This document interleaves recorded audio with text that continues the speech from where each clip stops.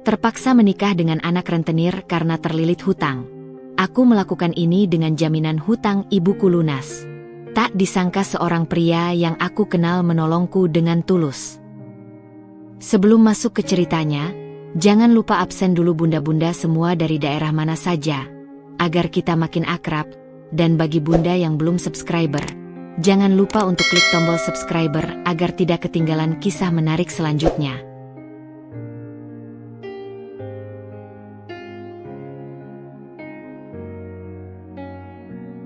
Angin Juli di Jakarta siang itu terasa seperti bara api yang membakar pori-pori kulit.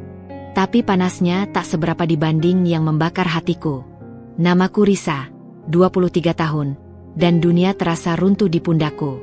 Aku duduk di sofa usang ruang tamu rumah kecil kami, jari-jariku mencengkeram erat secari kertas lusuh yang menjadi saksi bisu kehancuran. Itu adalah surat peringatan terakhir dari Pak Dehae Kejam. Pak Dehae Kejam, nama yang cukup untuk membuat para pedagang kecil di pasar tradisional Rawamangun bergidik. Dia bukan sekadar rentenir biasa. Dia adalah gurita dengan tentakel yang merayap ke segala lini. Dari utang piutang, pungutan liar, hingga rumor bisnis kotor lainnya, namanya selalu disebut. Dia punya jaringan, punya antek-antek berwajah sangar yang siap mendatangi rumah siapapun yang telat membayar. Dan kali ini, sasarannya adalah kami. Utang ibuku, Bu Lastri, berawal dari ketulusan hatinya yang terlalu besar. Beberapa bulan lalu, adik tiriku, Rudy, yang tak pernah bisa lepas dari jeratan judi online, meminjam uang pada ibu dengan dalih untuk modal usaha baru. Ibu, dengan segala kekhawatiran dan harapan agar Rudy berubah, akhirnya meminjam dari Pak Dehae Kejam. Angkanya tak seberapa di awal, hanya 20 juta rupiah. Tapi bunga berbunga, denda demi denda, seolah bola salju yang menggelinding dan kini membengkak menjadi 150 juta rupiah. Risa, bagaimana ini, nak? Suara ibuku bergetar, memecah keheningan yang menyesakan. Wajahnya yang dulu selalu ceria kini terlihat pias, dihiasi kerutan yang tak pernah ada sebelumnya. Matanya cekung, sembab karena semalam suntuk menangis. Beliau duduk di kursi kayu reot di hadapanku, tangannya saling meremas gelisah. Aku memejamkan mata sejenak, mencoba meredakan gejolak di dada. 150 juta. Angka itu adalah sebuah jurang tak berdasar bagi kami. Gaji bulanku sebagai asisten administrasi di sebuah kantor event organizer hanya cukup untuk makan dan membayar sewa rumah. Pekerjaan sambilan ibuku sebagai penjahit rumahan pun tak bisa menutupi kebutuhan dasar. Kami tidak punya aset, tidak punya tabungan. Kami miskin. Dan kemiskinan ini terasa seperti jebakan yang tak berujung. Pak Dehae sudah memberikan tenggat waktu sampai akhir minggu ini. Nak, lanjut ibuku, suaranya seperti bisikan. Kalau tidak lunas, dia bilang dia akan menyita rumah ini. Dan entah apa lagi yang akan dia lakukan pada Rudy. Rudy. Aku mendengus pelan. Pria itu, adik tiriku, menghilang entah kemana begitu masalah ini membesar. Seperti biasa, dia meninggalkan kami untuk menanggung akibat dari perbuatannya. Amarahku membuncah, namun langsung kutepis. Ini bukan waktunya untuk marah pada Rudy. Ini waktunya mencari solusi. Tapi solusi apa? Aku melihat sekeliling rumah kecil ini. Dinding-dindingnya mengelupas, atapnya bocor di sana-sini saat hujan. Perabotan yang usang, foto-foto keluarga yang mulai menguning. Ini adalah satu-satunya tempat yang kami sebut rumah. Tempat di mana kami membangun kenangan. Tempat ibuku menghabiskan masa mudanya. Dan kini, rumah ini terancam direnggut. Kita akan cari jalan keluar, Bu, kataku, mencoba menyematkan keyakinan dalam suaraku yang tercekat. Aku tahu itu adalah janji kosong. Sejak seminggu yang lalu, aku sudah mencoba segalanya. Meminjam dari teman, kerabat jauh, bahkan mencoba mengajukan pinjaman bank. Hasilnya nihil. Tanpa jaminan, tanpa slip gaji yang fantastis, semua pintu tertutup rapat. Aku menatap ibuku lagi. Wanita yang telah membesarkanku sendiri, yang selalu berjuang keras demi kebahagiaanku. Dia adalah duniaku. Melihatnya hancur seperti ini, rasanya ribuan jarum menusuk-nusuk jantungku. Aku tak bisa membiarkannya. Apapun yang harus kulakukan. Matahari mulai condong ke barat. Sinarnya masuk melalui celah jendela, menerangi debu yang menari-nari di udara. Udara terasa semakin berat, dipenuhi aura keputusasaan. Aku tahu, hari esok akan membawa Pak Dehai kejam lagi. Dan kali ini, dia pasti akan membawa tawaran yang lebih mengerikan dari sekadar penyitaan rumah. Bayangan masa depan yang kelam mulai memburuku, lebih cepat dan menakutkan dari apapun yang pernah kubayangkan. Malam itu, tidurku terasa seperti perjuangan yang sia-sia. Setiap kali kelopak mata ini terpejam, bayangan wajah Pak Dehai kejam dengan seringai liciknya muncul, menghantuiku. Aku terbangun berkali-kali, tubuhku basah oleh keringat dingin, napasku terengah-engah seolah baru saja berlari maraton. Pagi datang terlalu cepat, merobek selimut kegelapan dan membawa serta kecemasan yang menggerogoti. Aku bahkan belum sempat menyentuh sarapan roti tawar kering yang disiapkan ibuku, saat ketukan keras di pintu depan membuat jantungku mencelos, berdentam tak beraturan di rongga dada. "Risa, buka pintunya." Suara berat itu menggema, menggetarkan kusen pintu yang sudah lapuk. Aku mengenali suara itu, suara si botak dengan tato naga di lehernya, salah satu antek Pak Dehai yang paling ditakuti. Ibuku, Bu Lastri, yang sudah berdiri di ambang pintu dapur dengan piring kosong di tangannya, menjatuhkan piring itu ke lantai hingga pecah berkeping-keping.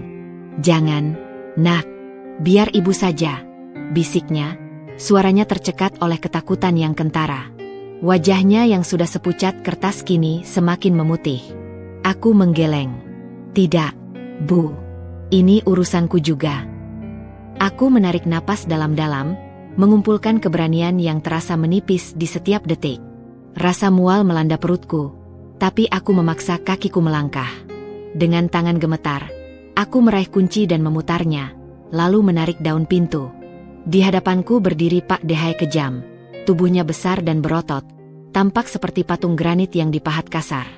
Kemeja batiknya yang mencolok tak bisa menyembunyikan aura menakutkan yang memancar darinya. Senyum tipis, nyaris tak terlihat, tersungging di bibirnya, namun matanya yang tajam dan menusuk itu menyiratkan sesuatu yang lebih berbahaya dari sekadar kemarahan. Di sampingnya, berdiri seorang pria tinggi, sedikit di belakangnya, dengan rahang tegas dan mata dingin. Itu Rio. Dia mengenakan jaket kulit hitam yang membalut tubuh atletisnya, rambutnya ditata rapi, dan ekspresinya datar, tanpa ada tanda-tanda emosi sedikitpun. Aku pernah melihatnya beberapa kali, biasanya saat dia ikut menagih utang dengan ayahnya. Namun ini pertama kalinya dia berdiri begitu dekat denganku. Auranya sama mengerikannya dengan Pak Dehai, namun dalam kemasan yang lebih modern, lebih misterius, dan entah mengapa, terasa lebih tak terduga. "Pagi, Nona Risa," sapa Pak Dehai, suaranya berat, namun ada nada mengejek yang samar di dalamnya, seolah dia sudah tahu kami takkan bisa membayar. "Sudah siap dengan kabar baik?" Aku memberanikan diri menatap matanya, berusaha menyembunyikan getaran di suaraku. Kami belum menemukan uangnya, Pak Dehai. Tolong beri kami waktu sedikit lagi." Tenggorokanku terasa kering, menelan ludah pun sulit. Seringai Pak Dehai melebar perlahan, menunjukkan gigi-gigi kuningnya yang besar. "Waktu? Nona Risa, saya ini bukan bank sosial. Saya tidak punya waktu untuk lelucon seperti ini. Waktu sudah habis. Sudah terlalu banyak kesempatan yang saya berikan." Dia mengedikkan dagunya ke arah Rio, yang masih bergeming seperti patung. Atau mungkin, ada tawaran yang lebih menarik dari sekadar uang. Hatiku mencelos. Tawaran apa lagi?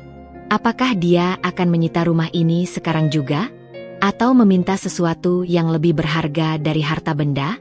Rasa dingin menjalar dari tulang ekorku hingga ke ubun-ubun. Pak Dehai melangkah masuk tanpa diundang, mengabaikan tatapan memohon ibuku. Rio mengikutinya, matanya menyapu seisi rumah kecil kami dengan tatapan merendahkan, seolah sedang menilai barang usang di toko loak. Ibuku muncul dari dapur, pecahan piring masih berserakan di lantai. Wajahnya makin pucat pasi saat melihat kedua pria itu sudah berada di dalam rumah kami. "Begini, Bu Lastri, Nona Risa," Pak Dehai memulai, suaranya kini lebih pelan, tapi justru itu yang membuatnya terasa lebih menakutkan, seperti suara predator yang mendekat tanpa suara. "Saya ini punya hati juga. Saya tahu kalian kesulitan. Saya sudah mengawasi kalian, dan saya mengerti kondisinya. Jadi, saya punya solusi. Solusi yang akan menguntungkan semua pihak.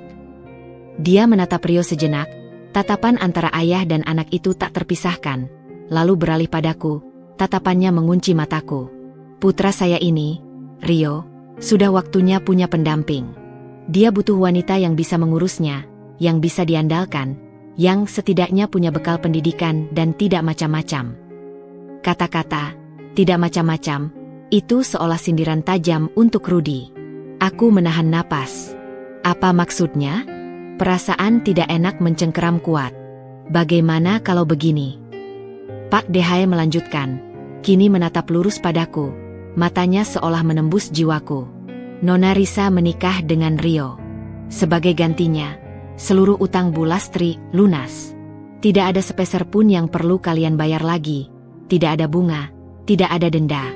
Semuanya hapus. Dan saya jamin, keluarga kalian tidak akan saya ganggu lagi. Seumur hidup, saya sendiri yang akan memastikan. Kata-kata itu bagaikan sambaran petir di siang bolong, menghantamku telak. Aku mematung, seolah tubuhku membeku. Menikah? Dengan Rio? Pria dingin yang bahkan tak sudi menatapku, yang auranya saja sudah membuatku gemetar? Ini gila. Ini bukan solusi. Ini adalah pertukaran, barter nyawaku sendiri dengan kebebasan ibuku. Otakku berputar liar, mencoba memproses informasi yang begitu brutal ini. Tubuhku terasa dingin, darah seolah berhenti mengalir di pembuluh darahku. Tidak, tidak mungkin, jerit ibuku, maju selangkah dengan tubuh gemetar. Tangannya terentang seolah ingin melindungiku. Pak Dehae, jangan begitu. Kasihan Risa. Dia masih muda. Dia tidak tahu apa-apa. Pak Dehae hanya tersenyum tipis, meremehkan. Pilihannya sederhana, Bu Lastri. Pernikahan ini, atau kalian kehilangan segalanya. Rumah ini akan jadi milik saya. Dan tentang adikmu, Rudy, saya rasa Nona Risa cukup pintar untuk tahu mana yang terbaik untuk keluarganya. Kata-kata terakhir itu diucapkan dengan nada ancaman terselubung. Sebuah janji akan nasib buruk yang menanti Rudy jika kami menolak. Mataku beralih pada Rio. Dia masih berdiri tegak, tak berekspresi, seolah ini adalah transaksi bisnis biasa, membahas kontrak properti atau saham. Tidak ada penolakan dari bibirnya, tidak ada keraguan di matanya. Dia menerima ini begitu saja, seolah aku hanyalah sebuah benda yang bisa dipindah tangankan. Air mataku sudah tak terbendung lagi. Mereka mengalir deras, membasahi pipiku yang terasa panas dan dingin secara bersamaan. Aku melihat ibuku, yang kini sudah berlutut di hadapan Pak Dehae, memohon-mohon dengan suara parau, air matanya tak kalah derasnya. Hatiku sakit tak terkira, sakit melihat keputusasaan yang begitu nyata di wajahnya. Wanita ini, yang telah membesarkanku sendiri, yang selalu berjuang keras demi kebahagiaanku, yang adalah seluruh duniaku. Melihatnya hancur seperti ini, rasanya ribuan jarum menusuk-nusuk jantungku. Aku tak bisa membiarkannya terus menderita. Apapun yang harus kulakukan. Otakku bekerja keras, mencoba mencari celah, jalan keluar lain. Adakah cara lain untuk mendapatkan 150 juta dalam seminggu? Tidak ada. Semua jalan buntu. Pak Dehae kejam, bukan tipe yang bisa diajak bernegosiasi. Ini adalah ultimatum. Pilihan yang tak punya pilihan. Dengan suara bergetar dan hati yang hancur berkeping-keping, aku menatap Pak Dehae, mencoba menyingkirkan semua ketakutan dan kepedihan agar suaraku tidak pecah. Baik, aku setuju. Ibuku terdiam, air matanya kini mengalir deras, namun dia tak lagi bersuara. Dia menatapku dengan tatapan tak percaya, seolah aku baru saja mengucapkan kalimat paling mengerikan di dunia. Tatapan itu adalah campuran antara rasa syukur karena bebannya terangkat, dan rasa bersalah yang tak terhingga karena putrinya harus mengorbankan diri. Tapi dengan satu syarat, lanjutku, suaraku kini lebih tegas, meskipun ada getaran samar di dalamnya yang tak bisa sepenuhnya kusimpan. Seluruh utang ibuku harus lunas, malam ini juga. Dan jaminan bahwa tidak akan ada lagi gangguan terhadap dia atau keluarga kami, selamanya. Termasuk Rudy. Aku ingin memastikan tidak ada celah. Pak Dehae tertawa kecil. Suara serak itu seperti gesekan batu. Itu adalah tawa kemenangan. Tawa puas dari seekor hiena yang puas dengan mangsanya. Pintar. Tentu saja. Saya bukan orang yang ingkar janji, Nona Risa. Rio akan mengurus surat-surat pelunasan malam ini juga. Kalian siapkan saja tanggal pernikahan. Semakin cepat, semakin baik. Rio akhirnya menatapku. Tatapannya masih kosong.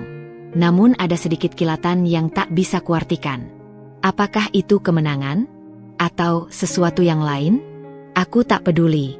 Saat itu, yang kurasakan hanyalah kehampaan, penyesalan, dan rasa lelah yang amat sangat. Aku telah menjual diriku. Aku melakukan ini dengan jaminan hutang ibuku lunas. Dan entah bagaimana, aku tahu, hidupku tidak akan pernah sama lagi. Hari-H datang terlalu cepat, terasa seperti mimpi buruk yang tak kunjung usai. Namun harus aku jalani dengan mata terbuka. Hanya selang 3 hari sejak Pak Dehai kejam melontarkan tawarannya yang keji, Rio mengirim utusannya. Seorang wanita parubaya dengan dandanan mencolok, gincu merah menyala, dan tatapan sinis yang tak pernah lepas, untuk mengurus segala persiapan. Namanya Bu Juminah, dan dia adalah kepala pelayan di rumah Rio.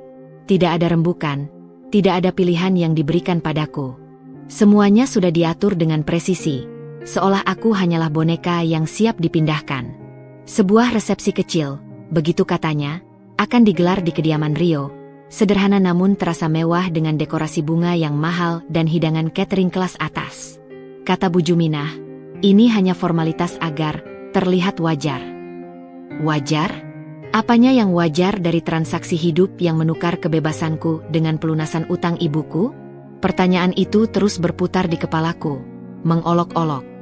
Gaun pengantin putih bersih yang dipilihkan entah oleh siapa, tergantung di lemari kamar ibuku, tempat aku mempersiapkan diri. Gaun itu indah, brokatnya halus dan berkilauan, tapi rasanya seperti kain kafan yang membungkus jiwaku, mencekik setiap napas yang kuambil. Aku menatap pantulan diriku di cermin. Mata bengkak dengan kantung mata hitam yang jelas terlihat, wajah pucat pasi, dan bibir yang nyaris tak berwarna. Inikah pengantin? Ini lebih mirip korban yang sedang diarak menuju altar pengorbanan. Ibuku, dengan tangan yang bergetar hebat, merapikan kerudung putih yang menutupi kepalaku. Air matanya tak henti menetes, membasahi kain hijabku. Dia berusaha tersenyum, mencoba memberiku kekuatan. Tapi yang keluar hanyalah gurat kesedihan mendalam yang membuat hatiku semakin perih. Maafkan ibu, nak, maafkan ibu, bisiknya berulang kali, suaranya parau, penuh penyesalan. Setiap kata itu bagai duri yang menusuk jantungku. Aku membalikkan badan, memeluknya erat, merasakan tubuhnya yang rapuh bergetar dalam dekapanku. Bukan salah ibu. Ini pilihan Risa. Ibu sudah bebas, itu yang terpenting.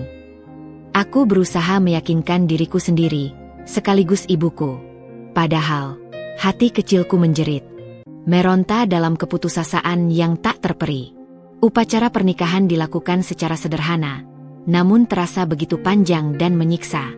Hanya di hadapan beberapa kerabat dekat Rio, yang semuanya tampak sama dingin dan acuh tak acuh, dan beberapa antek Pak Dehai kejam yang berdiri mengawasi dengan tatapan mengintimidasi.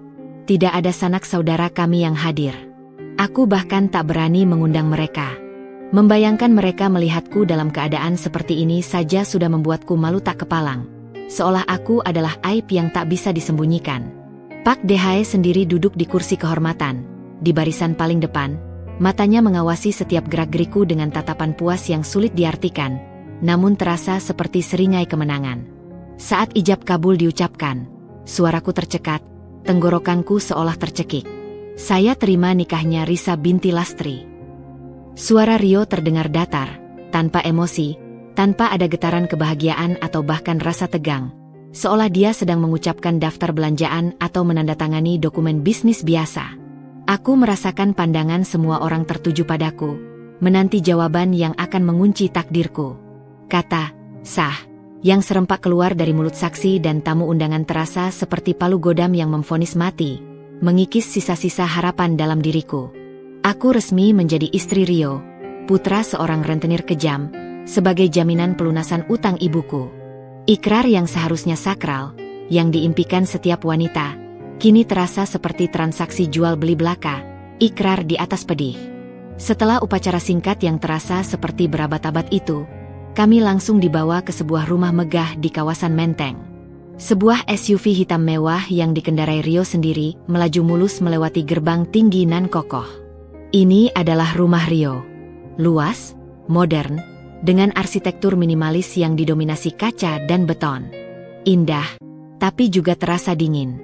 Sama dinginnya dengan penghuninya. Rio tak bicara sepatah kata pun sepanjang perjalanan, hanya fokus pada jalan. Dia hanya duduk di sampingku, sesekali matanya melirik keluar jendela, seolah aku tidak ada di sana. Malam pertama kami. Malam yang seharusnya dipenuhi kehangatan dan keintiman bagi sepasang pengantin baru, berubah menjadi canggung dan mencekam. Rio mengantarku ke sebuah kamar yang luas di lantai 2, jauh lebih besar dari seluruh rumahku sebelumnya. Dekorasi kamar itu didominasi warna abu-abu gelap, putih, dan hitam, memancarkan kesan minimalis namun mewah, dengan furnitur modern yang serba hitam glossy. Dingin. Segalanya terasa dingin, bahkan udara di dalam kamar seolah membeku. "Ini kamarmu," ujarnya singkat, suaranya nyaris tak terdengar, nyaris seperti gumaman. Dia tidak masuk ke dalam. Dia hanya berdiri di ambang pintu, bersandar pada kusen, seperti penjaga atau seorang tuan yang menunjukkan ruangan kepada tamunya. Aku memaksakan diri menatapnya, berharap menemukan setitik pun emosi di matanya, tapi tak ada. "Lalu, kamarmu di mana?" tanyaku, suaraku nyaris berbisik. Dia menunjuk ke arah pintu di seberang ruangan, yang mungkin adalah kamar utama. "Di sana. Kita tidak akan tidur di ranjang yang sama." Nada suaranya datar, tanpa penjelasan lebih lanjut, tanpa menunjukkan sedikitpun penyesalan atau bahkan pertimbangan. Hatiku mencelos, namun di sisi lain, ada sedikit kelegaan yang menyelinap. Setidaknya, aku tak perlu berpura-pura menjadi istri dalam arti sesungguhnya, tak perlu menghadapi keintiman yang terpaksa. Tapi tetap saja, ucapan itu menusuk. Dia bahkan tak ingin berbagi ranjang denganku, tak ingin ada kontak fisik, seolah aku adalah wabah yang harus dihindari. Pernikahan ini benar-benar hanya sebuah kesepakatan bisnis, sebuah kontrak hitam di atas putih, tanpa melibatkan hati dan perasaan. Rio masuk sebentar, melangkah masuk ke dalam kamar yang seharusnya menjadi kamar kami, mengambil beberapa pakaian dari lemari yang besar dan sebuah tas travel kecil. Dia tampak mengemas barang-barangnya dengan cepat, seolah dia hanya mampir untuk mengambil sesuatu yang tertinggal. Tanpa menoleh lagi, tanpa sepatah kata perpisahan atau bahkan kontak mata, dia berbalik dan melangkah pergi. Pintu tertutup perlahan, menimbulkan suara klik yang memekakan telingaku, meninggalkan aku sendiri di kamar yang asing, luas, dan dingin ini. Aku duduk di tepi ranjang berukuran king size yang empuk, tapi terasa dingin, memandangi gaun pengantin yang masih melekat di tubuhku. Gaun itu, yang tadinya simbol harapan, kini terasa seperti borgol tak terlihat yang mengikatku. Air mata kembali mengalir, kali ini tanpa suara, mengalir deras membasahi pipi yang terasa panas dan dingin secara bersamaan. Aku menarik selimut tebal itu, membenamkan wajah di dalamnya, mencoba meredam isak tangis yang tak bisa lagi kutahan. Bukan lagi karena utang ibuku, bukan lagi karena Pak Dehai kejam, tapi karena nasibku sendiri, yang terasa begitu hampa dan tak berdaya. Aku telah menukar kebebasan ibuku dengan kebebasanku. Aku telah memasuki sangkar emas ini, dengan status sebagai istri, tapi rasanya lebih seperti seorang tahanan yang baru saja dikurung di dalam penjara mewah. Hari-hari ke depan, akan seperti apa? Aku hanya bisa berharap, semoga sangkar ini tidak terlalu menyesakan, dan semoga aku masih bisa bernapas di dalamnya. Matahari pagi menembus celah gorden tebal yang mewah, menyaring cahaya keemasan ke dalam kamar yang luas, membangunkan aku dari tidur yang tak pernah benar-benar pulas. Aku membuka mata, langit-langit kamar yang tinggi dengan lampu kristal menggantung elegan menyambutku. Selama beberapa detik, aku lupa di mana aku berada, mencoba menangkap sisa-sisa mimpi yang samar. Namun, tak lama kemudian, kenyataan pahit itu menghantamku lagi, seolah palu godam menghantam dada. Ini adalah rumah Rio. Rumah megah yang seharusnya menjadi istana impian, namun bagiku, terasa seperti penjara, sebuah sangkar emas yang membatasi setiap gerak dan napasku. Pagi itu, seperti pagi-pagi berikutnya yang akan mengular tanpa batas, adalah cerminan kekosongan yang menganga dalam pernikahan kami. Aku bangun, mandi di kamar mandi pribadi yang luasnya seperti kamar tidurku yang dulu. Setelah itu, aku turun ke dapur yang luas dan ultramodern, dengan peralatan stainless steel berkilauan dan island marmer besar. Ada seorang koki pribadi dan beberapa asisten rumah tangga yang sudah sibuk menyiapkan sarapan. Suara dentingan alat masak dan aroma masakan mewah memenuhi udara. Mereka menyapaku dengan sopan, menyebutku Nyonya Muda. Namun ada jarak yang tak terlihat, seolah dinding transparan memisahkan kami.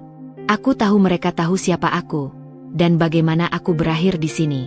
Aku adalah Nyonya Muda yang baru, yang datang dengan cara yang tidak biasa, penuh misteri di mata mereka. Rio sudah duduk di ujung meja makan panjang yang terbuat dari kayu solid, dikelilingi kursi-kursi mewah yang terlalu banyak untuk 2 orang. Dia tampak serius membaca koran digital di tabletnya, ditemani secangkir kopi hitam pekat yang mengepul. Dia bahkan tidak melirikku saat aku mengambil tempat duduk di seberangnya. Jarak di antara kami terasa seperti jurang yang tak terarungi, meskipun hanya dipisahkan oleh meja. Pagi, sapaku pelan, mencoba memecah keheningan yang menyesakkan, yang terasa lebih dingin daripada suhu AC di ruangan itu. Dia hanya bergumam, tanpa mengalihkan pandangan dari tabletnya, matanya terpaku pada layar. Pagi. Itu saja. Tak lebih dari 1 kata. Begitulah rutinitas kami yang baru. Sarapan dalam diam yang panjang dan canggung, diselingi suara dentingan sendok pada piring porselen atau halaman koran digital yang dibalik dengan desau pelan. Rio akan pergi kerja setelah sarapan, tanpa pamit atau basa-basi. Dia tak pernah mengucapkan, "Aku berangkat," atau "hati-hati," atau bahkan sekadar, "sampai nanti." Dia hanya bangkit dari kursi, melangkah keluar, dan menghilang dari pandanganku. Aku tak pernah tahu dia pergi kemana atau melakukan apa. Pekerjaannya, seperti dirinya, misterius dan tertutup rapat. Dia selalu pergi dengan mobil sport mewahnya yang gelap, melesat bagai bayangan di jalanan ibu kota. Hidupku di rumah Rio berubah drastis, bagai siang dan malam. Dari rumah kecil sederhana yang selalu ramai dengan suara mesin jahit ibuku, obrolan ringan dengan tetangga yang berkunjung, dan aroma masakan rumahan, kini aku tinggal di rumah yang sangat luas, mewah, namun mati sepi. Ibuku kini tinggal di kontrakan barunya yang lebih baik, tak jauh dari rumah lamanya. Rio memang menepati janjinya, utang ibuku lunas. Ibuku meneleponku setiap hari, suaranya terdengar lega dan penuh syukur karena bebannya terangkat, namun tak pernah bisa menyembunyikan nada sedih dan khawatir saat menanyakan kabarku. Aku selalu meyakinkannya bahwa aku baik-baik saja, bahwa Rio adalah pria yang baik, bahwa aku bahagia. Sebuah kebohongan manis yang aku ulang setiap hari, sampai aku sendiri hampir mempercayainya demi menjaga ketenangan batinnya. Aku mencoba mengisi hari-hariku yang kosong. Aku menjelajahi setiap sudut rumah megah ini, dari ruang tamu yang luas dengan piano besar, ruang makan formal, hingga perpustakaan pribadi Rio yang dipenuhi tumpukan buku-buku tebal, kebanyakan buku bisnis, ekonomi, dan hukum. Aku mencoba membaca beberapa di antaranya, tapi pikiranku terlalu kalut untuk bisa fokus. Aku menonton televisi di ruang keluarga yang besar dengan layar datar raksasa, mencoba mengikuti serial drama yang sedang tren, namun seringkali berakhir hanya menatap kosong ke layar. Aku berjalan-jalan di taman belakang yang luas dan tertata indah, mengagumi bunga-bunga eksotis dan kolam ikan koi, tapi rasanya tetap hampa. Aku bahkan sesekali mencoba membantu Bu Juminah di dapur, menawarkan diri untuk mengupas sayuran atau mencuci piring, meski dia selalu menolak dengan sopan namun tegas, mengatakan itu bukan tugasku. Rio akan pulang larut malam, terkadang sudah dini hari saat aku sudah tertidur pulas. Aku hampir tak pernah melihatnya kecuali saat sarapan, dan itu pun hanya sekilas. Dia tak pernah menanyakan bagaimana hariku, atau sekadar bertanya apakah aku butuh sesuatu, apalagi menanyakan perasaanku. Kami hidup di bawah atap yang sama, kami adalah suami istri di mata hukum, namun kami adalah 2 orang asing yang kebetulan berbagi alamat, menjalani hidup masing-masing dalam keheningan yang mencekik. Ranjang yang sama sekali tidak kami sentuh berdua, di kamar yang terpisah, adalah simbol nyata dari hubungan kami, terpisah, dingin, dan penuh jarak yang tak terjangkau. Ada kalanya, aku akan diam-diam memperhatikan Rio dari jauh. Saat dia bekerja di ruang kerjanya yang dipenuhi tumpukan dokumen, wajahnya serius dan fokus.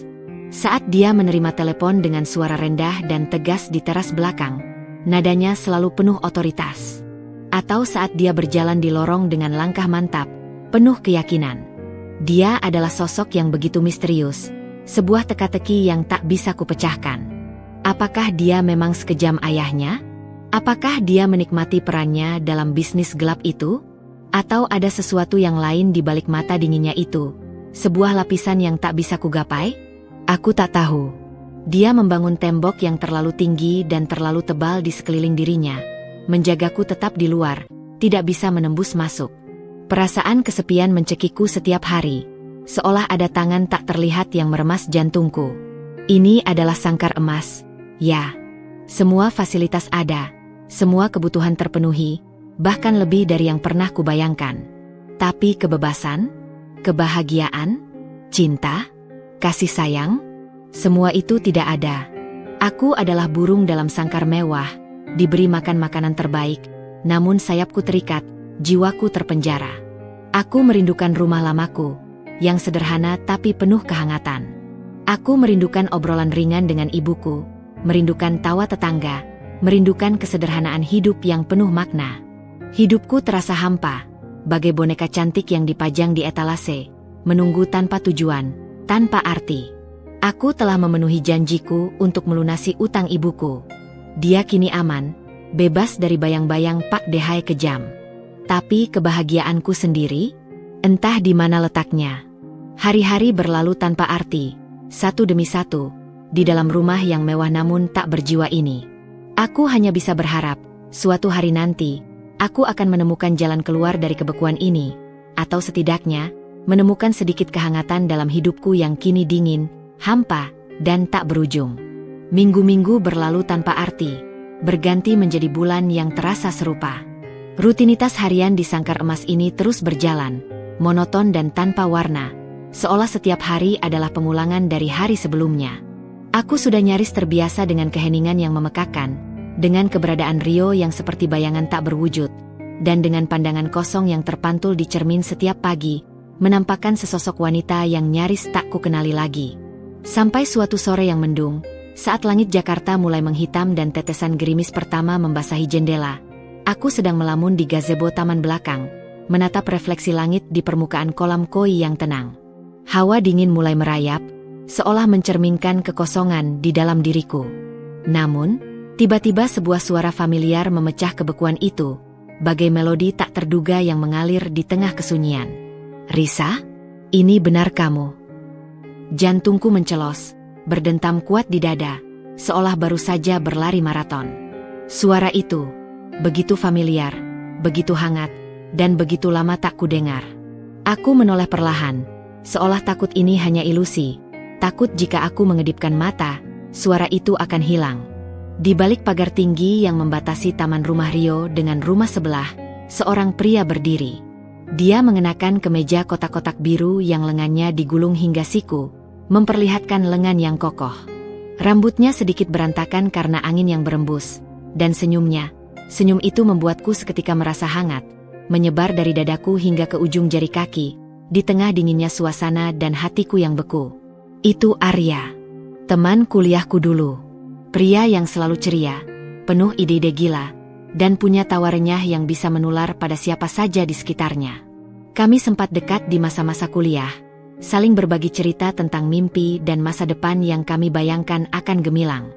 Dia adalah seseorang yang selalu membawa energi positif, kontras dengan diriku yang seringkali terlalu serius dan pesimis. Tapi setelah kelulusan, seperti kebanyakan teman kuliah, kami kehilangan kontak, tenggelam dalam kesibukan masing-masing. Hidup membawaku pada jalan ini, jalan yang tak pernah kubayangkan, dan aku tak pernah lagi mendengar kabarnya. Arya, apa yang kamu lakukan di sini? Tanyaku, suaraku sedikit tercekat oleh keterkejutan dan emosi yang campur aduk. Tidak percaya bahwa setelah bertahun-tahun, takdir mempertemukan kami lagi di tempat seperti ini, di samping sangkar emasku. Arya tersenyum lebar, menunjukkan lesung pipi khasnya yang selalu membuatku gemas dulu. Aku yang seharusnya bertanya, Risa, aku sedang ada proyek di sini. Ini kan rumah Pak Chandra, kolega bisnis ayahku, kebetulan juga kolega Rio. Dunia memang sempit ya. Kamu tinggal di sini sekarang. Mata Arya memindai penampilanku, gaun rumahan yang cukup mewah namun terkesan hambar yang ku kenakan, lalu beralih ke sekeliling taman dan rumah megah ini, tatapannya penuh pertanyaan. Ada kerutan samar di dahinya, seolah ada pertanyaan tak terucap yang memenuhi benaknya. Aku tergagap, lidahku terasa keluh. Bagaimana aku harus menjelaskan? Bagaimana bisa aku menceritakan kisah pahit yang membelengguku ini? Iya, aku tinggal di sini. Dustaku, mencoba terdengar sesantai mungkin, meskipun tenggorokanku tercekat. Aku tidak bisa mengatakan yang sebenarnya. Tidak sekarang. Bagaimana bisa aku menjelaskan bahwa aku menikah dengan Rio demi melunasi utang ibuku? Bahwa aku adalah barang jaminan yang diserahkan demi sebuah transaksi? Itu terlalu memalukan, terlalu menyakitkan. Arya tampaknya peka dan tidak ingin terlalu mendesak. Dia hanya mengangguk pelan. Wah, rumahnya besar sekali ya. Aku arsitek yang menangani renovasi beberapa bagian di sini. Lumayan sering ke sini akhir-akhir ini, makanya aku kaget melihatmu. Dia mengangguk lagi, lalu menatapku. Tatapannya kini lebih lembut. Ada kekhawatiran yang terselip di sana, tulus dan nyata. Kamu kelihatan agak berbeda, Risa. Agak kurusan.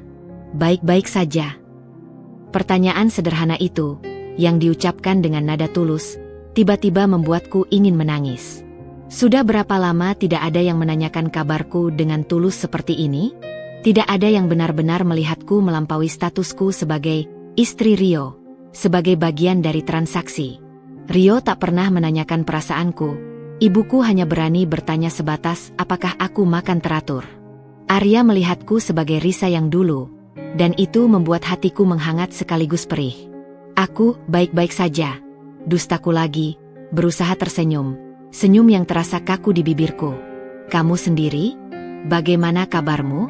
Sudah lama sekali kita tidak bertemu. Dulu kamu bilang ingin buka studio arsitek sendiri, kan? Aku berusaha mengalihkan pembicaraan, kembali padanya. Kami melanjutkan obrolan singkat itu di balik pagar.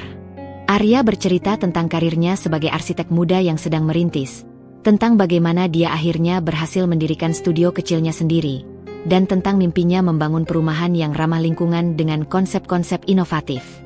Dia masih sama, penuh semangat dan idealisme, matanya berbinar saat menceritakan proyek-proyeknya. Dia mendengarkan ceritaku dengan penuh perhatian, meskipun aku hanya bisa menceritakan sebagian kecil dari kehidupanku yang sekarang. Sekadar detail-detail remeh seperti sulitnya menyesuaikan diri dengan jadwal tidur yang berbeda, atau tentang Koki yang selalu menolak bantuanku di dapur. Dia tertawa saat aku bercerita tentang kebosanan yang melanda. Tawanya renyah dan menular, membuatku ikut tersenyum. Senyum tulus pertama yang kurasakan dalam waktu yang sangat lama, bukan sekadar senyum paksaan. Aku harus kembali bekerja, Risa, kata Arya akhirnya, menunjuk ke arah rumah sebelah dengan jam di pergelangan tangannya. Tapi senang sekali bisa bertemu denganmu lagi. Ini benar-benar kebetulan yang luar biasa. Nanti kalau aku kesini lagi, kita ngobrol lebih panjang ya? Aku ingin tahu cerita lengkapmu. Aku mengangguk cepat. Antusiasme yang tak kusangka bisa kurasakan lagi menyeruak. Tentu. Senang juga bertemu denganmu, Arya. Arya melambaikan tangan sebelum menghilang di balik gerbang rumah sebelah.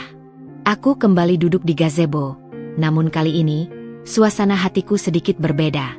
Kebekuan yang selama ini melingkupiku, yang terasa seperti es yang melilit jantung, terasa seperti retak, sedikit mencair.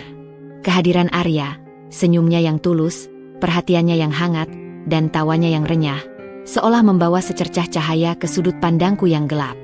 Cahaya yang sangat kecil, bagai lilin di tengah badai, tapi cukup untuk membuatku merasa tidak sendirian. Setidaknya, untuk beberapa saat, aku merasa ada seseorang di luar sana yang peduli, yang melihatku sebagai Risa, bukan hanya istri Rio. Aku tahu ini mungkin tidak benar, mengingat statusku yang terikat pernikahan, tapi aku tidak bisa menolak kehangatan yang tiba-tiba mengisi relung hatiku yang beku. Arya adalah pengingat bahwa dunia di luar sangkar emas ini masih ada, dan ada kebaikan yang tulus di dalamnya, menunggu untuk ditemukan.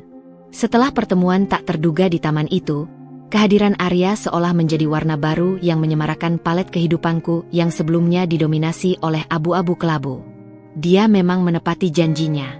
Hampir setiap sore, di antara pukul 4 dan 5 sore, saat sinar matahari mulai melunak dan embusan angin membawa aroma bunga melati dari taman, aku akan mendengar suaranya memanggil dari balik pagar tinggi yang memisahkan dua rumah megah itu.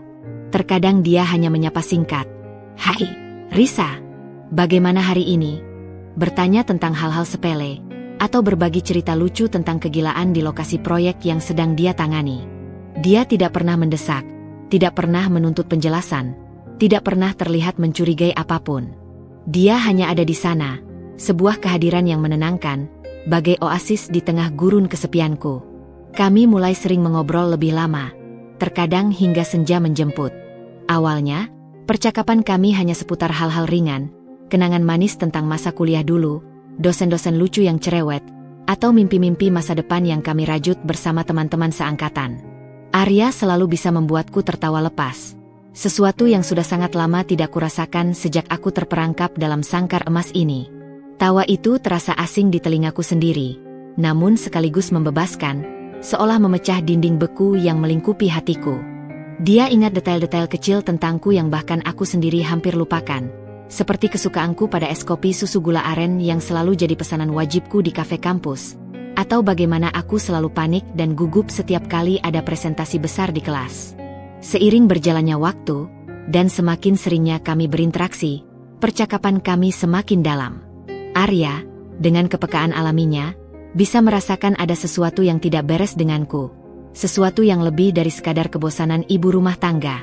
Matanya yang hangat, berwarna coklat gelap itu, akan menatapku penuh perhatian setiap kali aku terdiam terlalu lama, atau saat ada gurat kesedihan yang tak sengaja terpancar dari wajahku. Dia tidak pernah terang-terangan bertanya, tapi sorot matanya sudah cukup menyampaikan pertanyaan itu. "Risa, kamu benar-benar baik-baik saja?" Tanyanya suatu sore, saat aku bercerita tentang betapa besarnya rumah Rio dan betapa sepinya itu, tanpa ada kehidupan nyata di dalamnya. Aku mencoba mengubah topik, mengalihkan perhatiannya pada cuaca atau tanaman di taman, namun dia menahanku dengan lembut. "Bukan sekadar ukuran rumahnya, Riz. Aku bisa melihatnya. Ada sesuatu yang mengganggumu. Kamu tidak terlihat seceria dulu." Suaranya rendah dan penuh simpati, membuatku merasa ingin menjatuhkan semua pertahananku. Aku terdiam, lidahku terasa keluh. Haruskah aku menceritakan semuanya? Membuka luka yang begitu dalam, aib yang selama ini kusembunyikan rapat-rapat? Rasa takut menyergapku. Takut Arya akan menghakimiku. Takut dia akan berubah pikiran dan menjauh, menganggapku sebagai beban. Atau lebih buruk lagi, takut dia akan melihatku sebagai wanita yang menyedihkan, yang menjual dirinya demi keluarga. Di sisi lain, ada dorongan kuat untuk berbagi beban yang sudah terlalu lama kupendam sendiri. Beban yang begitu berat hingga rasanya aku bisa remuk. Arya adalah orang pertama yang benar-benar melihatku sebagai Risa yang dulu, yang peduli pada Risa yang sekarang, bukan hanya statusku. Semakin kami menghabiskan waktu, bahkan hanya dengan obrolan singkat di balik pagar, semakin aku merasakan kehadirannya begitu berarti. Kehangatan yang dia tawarkan bagaikan tetesan air yang menetes di gurun pasir hatiku yang kering kerontang. Dia adalah antitesis dari Rio. Rio adalah personifikasi kebekuan, ketertutupan, dan kekuasaan yang dingin. Arya adalah kehangatan, keterbukaan, dan ketulusan yang murni. Perbedaan ini begitu mencolok, bagai siang dan malam, dan secara perlahan, tanpa kusadari, benih-benih perasaan yang terlarang mulai tumbuh di hatiku. Sebuah bibit kecil yang mulai berakar dalam, perlahan namun pasti. Aku mulai menantikan setiap sore dengan gembira yang tak wajar. Menanti kehadiran Arya, menanti suaranya yang ramah, menanti cerita-cerita lucunya yang selalu berhasil membuatku tersenyum. Bahkan di malam hari, sebelum tidur, bayangan senyumnya akan terlintas di benakku, membawa sedikit ketenangan dalam kegelisahanku yang tak berujung. Aku tahu ini salah. Aku adalah istri Rio, terikat dalam sebuah pernikahan. Betapapun tercipta dari paksaan, itu adalah sebuah janji di mata Tuhan dan hukum. Tapi bagaimana aku bisa mengendalikan hati yang haus akan kehangatan, pengertian, dan kasih sayang? Hati yang selama ini begitu kesepian dan mendambakan perhatian tulus. Perasaan bersalah mulai menggerogoti. Rasa bersalah pada Rio, yang meskipun dingin dan acuh tak acuh, Tetaplah suamiku di mata dunia. Rasa bersalah pada diriku sendiri, karena membiarkan hatiku melenceng, membiarkan benih-benih perasaan itu tumbuh di tanah yang salah. Aku tahu aku bermain dengan api yang bisa membakar segalanya. Namun, di dalam sangkar emasku, Arya adalah satu-satunya percikan cahaya, satu-satunya alasan mengapa aku merasa tidak sepenuhnya mati rasa, tidak sepenuhnya tenggelam dalam kehampaan. Sesekali, aku akan melihat mobil Rio pulang lebih awal dari biasanya, dan entah mengapa, setiap kali itu terjadi, aku akan merasa cemas, jantungku berdegup kencang. Bukan cemas akan Rio secara pribadi, tapi cemas jika dia melihatku bersama Arya. Cemas jika kebahagiaan kecil yang baru kutemukan ini akan dirampas dariku. Lagi, seperti semua kebahagiaan lain dalam hidupku. Konflik batin ini begitu nyata, begitu menyesakkan, membuat kepalaku seringkali pusing. Aku terperangkap di antara kewajiban yang dingin dan perasaan yang mulai menghangat, perasaan yang kutahu seharusnya tidak ada, dan harus segera kutekan. Namun, semakin kutekan, semakin kuat ia tumbuh. Kehadiran Arya, seolah riak kecil yang tadinya tak berarti di permukaan danau ketenangan yang Rio ciptakan di rumahnya, kini mulai menciptakan gelombang samar. Gelombang itu tak terlihat jelas, namun getarannya terasa. Aku tahu, Rio bukanlah pria yang peduli pada hal-hal remeh. Dia terlalu sibuk dengan dunianya sendiri yang gelap dan kompleks, dengan bisnis gelap ayahnya, atau entah apapun yang dia lakukan di luar sana yang selalu diselimuti misteri. Dia adalah penguasa di rumah ini, seorang pria yang hidup dalam kendali penuh atas segalanya, termasuk perasaannya sendiri. Namun, ada kalanya, instingku yang semakin tajam karena tekanan hidup, mengatakan dia memperhatikan. Bukan dengan tatapan langsung yang terbuka, melainkan seperti bayangan yang lewat, sekilas, namun cukup untuk membuatku merasa dia melihat, dia mencatat. Momen-momen itu biasanya terjadi saat makan pagi, satu-satunya waktu di mana kami berdua berada di ruangan yang sama. Rio, yang biasanya begitu asyik dengan koran digital di tabletnya, seolah tak ada hal lain di dunia ini yang lebih menarik, sesekali akan mengangkat pandangannya. Bukan ke arahku, melainkan keluar jendela kaca besar yang menghadap langsung ke arah pagar pembatas, tempat aku dan Arya sering mengobrol. Dia akan melihat ke arah sana, kemudian kembali ke tabletnya. Tatapannya datar, tanpa emosi, seperti biasa, tapi ada sesuatu di garis rahangnya yang mengeras, atau kerutan samar yang muncul di antara alisnya yang tipis, yang membuatku merinding. Apakah dia melihatku? Apakah dia tahu aku bicara dengan Arya? Atau dia hanya mengamati progres renovasi di rumah sebelah sebagai seorang yang perfeksionis? Aku tak tahu pasti, tapi kecemasan mulai menyusup, merayapi setiap sudut pikiranku. Pernah suatu sore yang cerah, aku sedang tertawa lepas bersama Arya, berbagi cerita konyol tentang insiden di kampus dulu. Arya bahkan menirukan gaya dosen killer kami dengan sangat mirip, membuatku terpingkal-pingkal hingga air mata keluar dari sudut mataku. Tawa itu begitu renyah, begitu membebaskan, hingga aku lupa sesaat akan statusku, akan sangkar emasku, akan semua beban yang menindih. Tiba-tiba, suara deru mesin mobil mewah yang begitu familiar terdengar memasuki gerbang utama.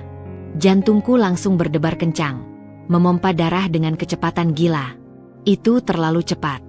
Rio tidak pernah pulang sepagi ini. Biasanya dia baru kembali setelah matahari terbenam, terkadang bahkan tengah malam. Arya, yang melihatku membeku dan senyumku lenyap seketika, ikut terdiam. Raut wajahnya berubah khawatir. "Ada apa, Riz?" tanyanya, suaranya pelan. "Itu Rio," bisikku, melangkah mundur perlahan dari pagar, seolah takut ketahuan. "Dia pulang." SUV hitam Rio berhenti tepat di depan pintu utama.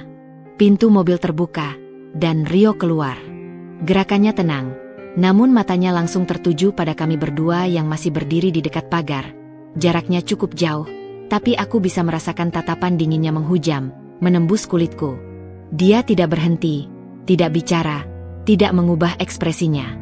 Dia hanya melangkah masuk ke dalam rumah dengan langkah panjang dan mantap, wajahnya tanpa ekspresi seperti biasa, namun ada ketegangan yang terlihat jelas di bahu tegapnya. Begitu dia masuk dan pintu tertutup, atmosfer di sekelilingku berubah.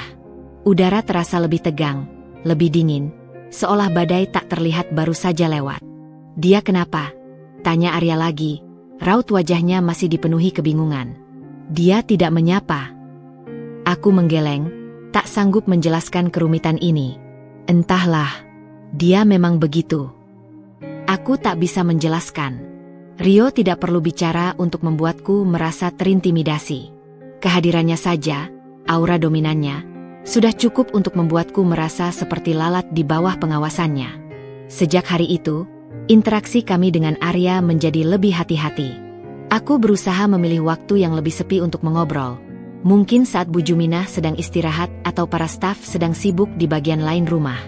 Aku juga berusaha mengobrol dengan suara lebih rendah, tidak lagi tertawa terlalu lepas. Tapi Arya, dengan polosnya, kadang masih memanggilku dengan riang dari balik pagar, atau datang di waktu yang tidak terduga. Dia tidak tahu betapa rumitnya situasi ini. Betapa tipisnya batas antara kebahagiaan kecilku dan kemungkinan bencana yang bisa ditimbulkan oleh suamiku. Beberapa kali, aku merasa seperti diawasi. Bukan oleh Rio secara langsung, tapi mungkin oleh Bu Juminah atau para staf rumah tangga lainnya. Mereka selalu ramah dan profesional. Namun terkadang aku menangkap sorot mata yang terlalu lama, seolah ingin tahu apa yang sedang terjadi. Mereka adalah mata dan telinga rumah ini. Dan aku yakin kesetiaan mereka adalah pada Rio. Apakah mereka melaporkan kegiatanku kepada Rio? Mungkin. Mereka semua adalah bagian dari sistem di rumah ini. Dan Rio adalah pusatnya, penguasa tunggal yang tak bisa dibantah. Suatu malam, saat kami sarapan, lagi-lagi dalam diam yang panjang dan mematikan, Rio tiba-tiba meletakkan garpunya dengan suara dentingan logam. Yang mengejutkanku. Suara itu begitu nyaring di tengah keheningan. Aku hampir melompat dari kursi. Bagaimana progres renovasi rumah sebelah? Tanyanya, suaranya datar, namun ada nada terselubung yang tak bisa kuartikan. Dia tidak menatapku, melainkan menatap kosong ke depan, ke arah jendela yang kami tatap setiap pagi. Aku terkesiap. Kenapa dia tiba-tiba menanyakan ini? Dia tidak pernah peduli dengan hal-hal di luar pekerjaannya. Apalagi renovasi rumah tetangga. Sepertinya lancar, jawabku, mencoba tetap tenang, meskipun jantungku berdebar kencang. Arsiteknya, teman lama saya. Aku mencoba terdengar biasa saja, tanpa menyebut nama. Rio hanya bergumam pelan. Itu saja. Tidak ada pertanyaan lanjutan, tidak ada tatapan menyelidik, tidak ada perubahan ekspresi. Namun, suasana di meja makan terasa semakin mencekam, lebih dingin dari biasanya. Gumaman, itu seolah mengandung ribuan pertanyaan yang tidak terucapkan, sebuah peringatan halus, atau mungkin sebuah konfirmasi. Apakah dia sedang mengujiku? Apakah dia sudah tahu tentang Arya dan perasaanku? Kecurigaan itu, meskipun tak terucap, kini menjadi bayangan yang terus membuntutiku, menempel erat di setiap langkahku. Aku tahu Rio tidak akan pernah menunjukkan emosinya secara gamblang, apalagi kemarahan atau kecemburuan. Dia adalah pria yang dingin, terkendali, dan misterius. Tapi justru itulah yang membuatku lebih takut. Kemarahannya mungkin tersembunyi di balik ketenangan palsu, siap meledak kapan saja tanpa peringatan. Benih-benih perasaan yang terlarang itu kini tidak hanya tumbuh di hatiku, tetapi juga mulai menciptakan retakan-retakan kecil di dinding tipis yang memisahkan dunia Rio dan duniaku. Dan aku tahu, jika retakan itu terus membesar, segalanya bisa hancur berantakan. Pagi itu, Jakarta diguyur hujan deras tanpa henti sejak dini hari. Suara rintik air yang jatuh di genting, memukul-mukul kaca jendela, dan gemuruh petir di kejauhan menciptakan melodi melankolis yang seolah mengiringi suasana hatiku yang murung. Rio sudah berangkat sejak subuh, seperti biasa, tanpa suara, tanpa jejak, bagai bayangan yang menghilang di telan kegelapan pagi. Rumah ini terasa semakin hampa di tengah derasnya hujan, dinginnya udara yang menyusup masuk melalui celah-celah jendela yang rapat, dan kesepian itu terasa mencekiku lebih dalam dari biasanya. Aku merindukan ibuku, merindukan obrolan ringan yang tak perlu disaring, merindukan sentuhan hangat, merindukan seseorang yang bisa kutangisi tanpa perlu berpura-pura kuat, tanpa perlu mengenakan topeng baik-baik saja. Aku berjalan lesu ke taman belakang, menyeret langkah di lantai marmer yang dingin, berharap ada jeda hujan untuk sekadar menghirup udara luar, merasakan embusan angin, dan melihat hijaunya dedaunan.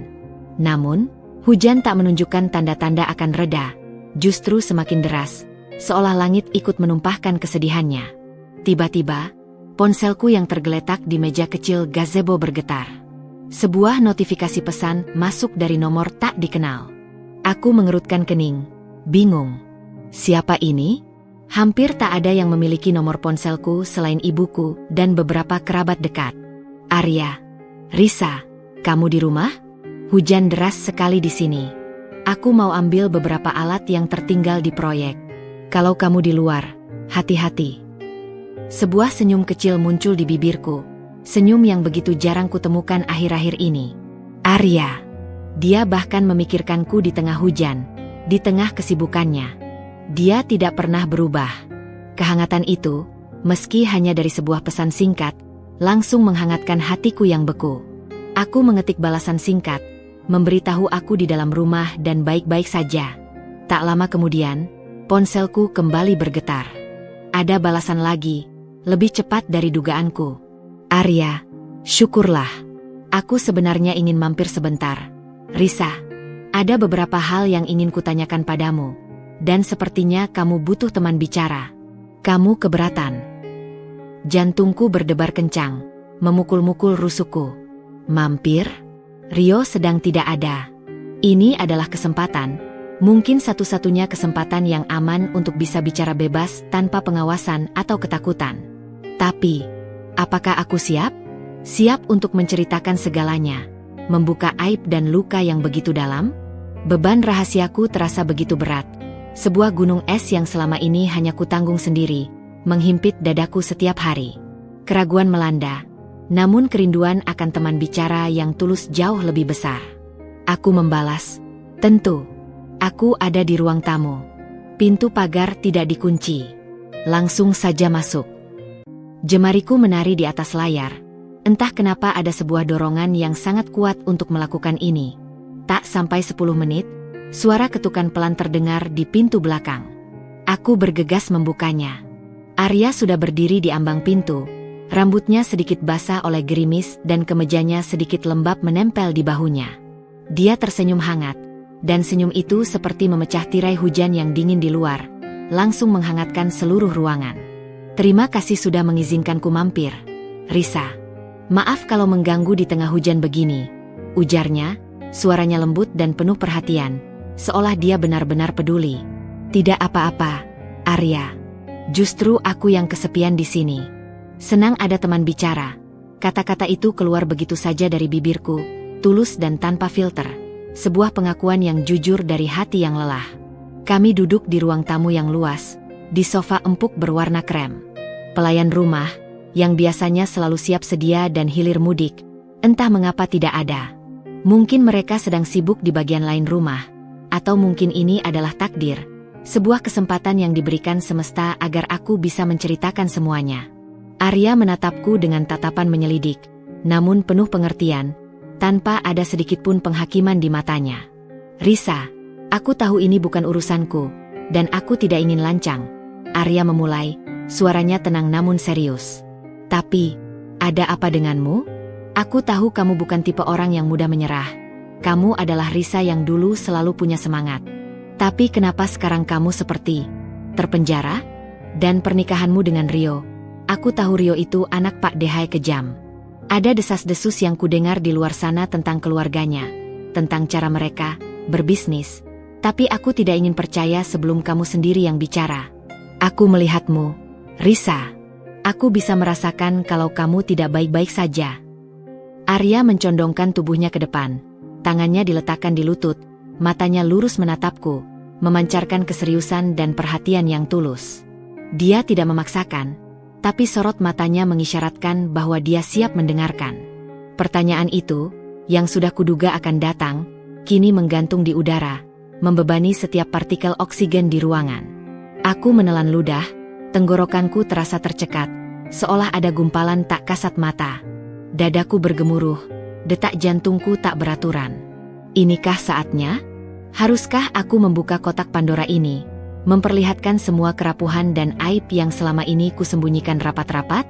Aku melihat ekspresi Arya, matanya yang teduh, dan ada keyakinan yang muncul dalam diriku. Dia bukan orang yang akan menghakimi. Dia akan mengerti. Dia akan menjadi sandaranku.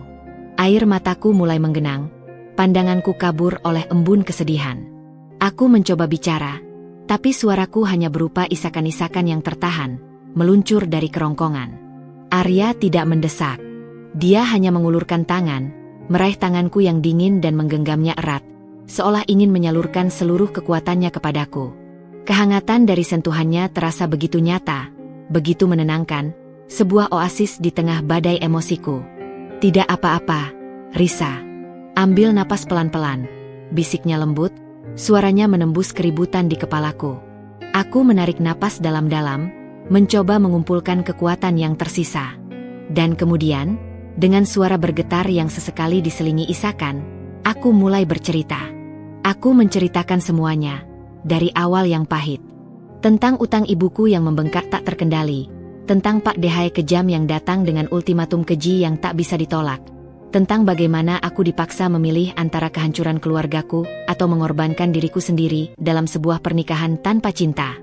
Aku menceritakan pernikahan yang hambar, hidup dalam sangkar emas, dan bagaimana Rio, suamiku, adalah orang asing yang dingin dan acuh tak acuh, yang bahkan tak pernah melihatku sebagai seorang istri. Setiap kata yang keluar terasa seperti beban yang terangkat dari pundakku, meskipun sakitnya tak terperi.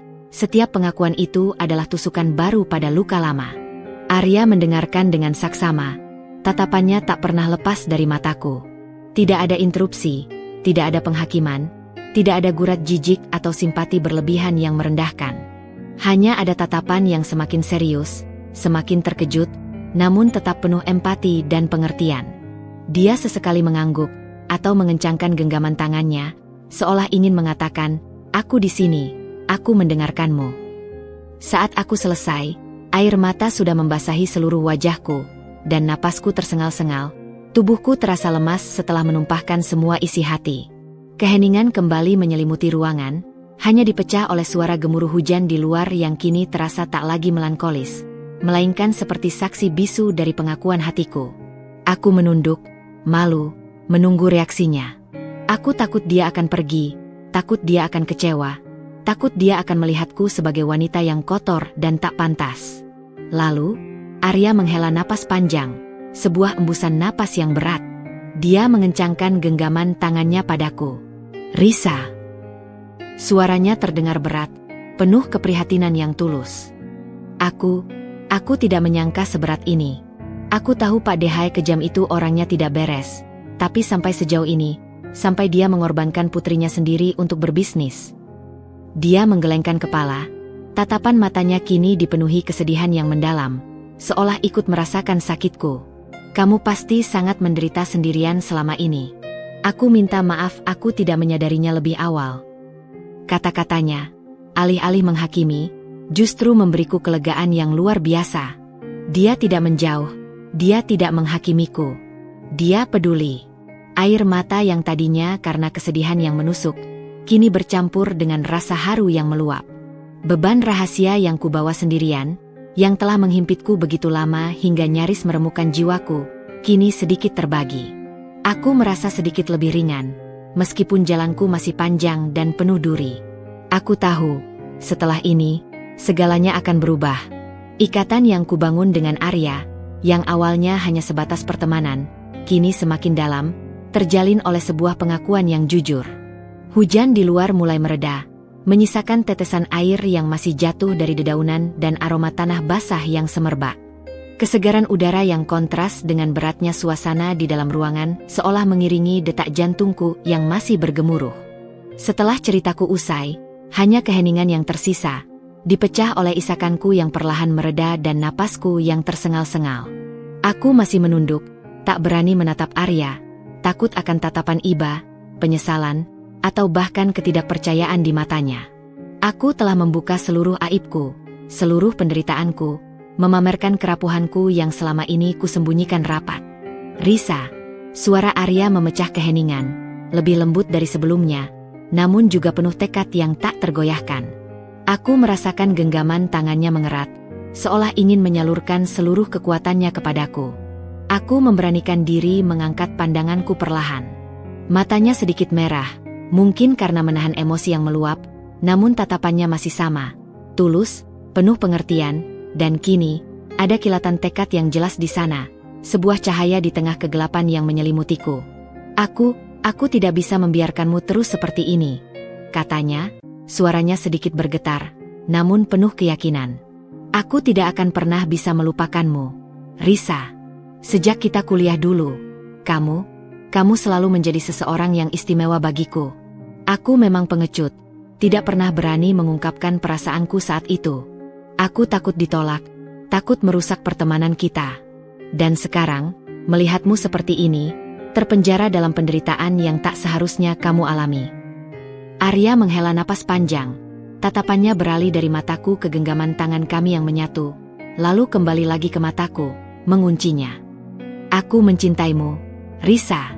Sangat. Pengakuan itu, begitu tulus dan tak terduga, menghantamku seperti gelombang besar yang menerjang pantai. Hatiku berdesir hebat, antara terkejut, terharu, dan dipenuhi rasa bersalah yang menusuk hingga ke ulu hati.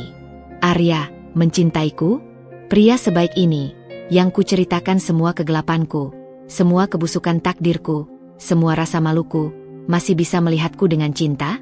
Air mata kembali membanjiri mataku, kali ini bukan karena kesedihan yang menghimpit, melainkan karena kelegaan dan rasa haru yang meluap-luap, bercampur dengan kebingungan akan takdir ini.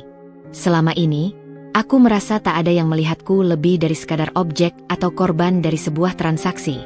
Tapi Arya, dia melihatku, mencintaiku, bahkan setelah mengetahui semua detail pahit tentang kehidupanku. Arya, aku tak bisa berkata-kata. Lidahku keluh. Kata-kata, aku juga mencintaimu. Atau, aku menyukaimu, tertahan di tenggorokanku, tak sanggup keluar. Aku adalah istri orang. Aku tidak berhak menerima pengakuan cinta ini, apalagi membalasnya dengan perasaan yang sama.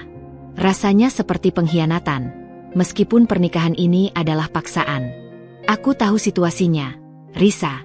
Arya melanjutkan, seolah membaca setiap gejolak dalam pikiranku. Dia mengangkat pandangannya lagi, menatapku dalam-dalam, matanya tak berkedip. Aku tahu kamu sudah menikah. Tapi pernikahan ini sebuah paksaan. Sebuah kesalahan yang keji. Dan aku tidak akan membiarkanmu hidup dalam penderitaan seperti ini selamanya. Ini bukan takdirmu, Risa. Tekad di matanya begitu kuat, nyaris menakutkan, namun juga menenangkan. Aku akan menolongmu, Risa. Katanya, suaranya mantap, tak sedikit pun keraguan. Aku akan mencari jalan keluarnya. Kita akan membebaskanmu dari pernikahan ini.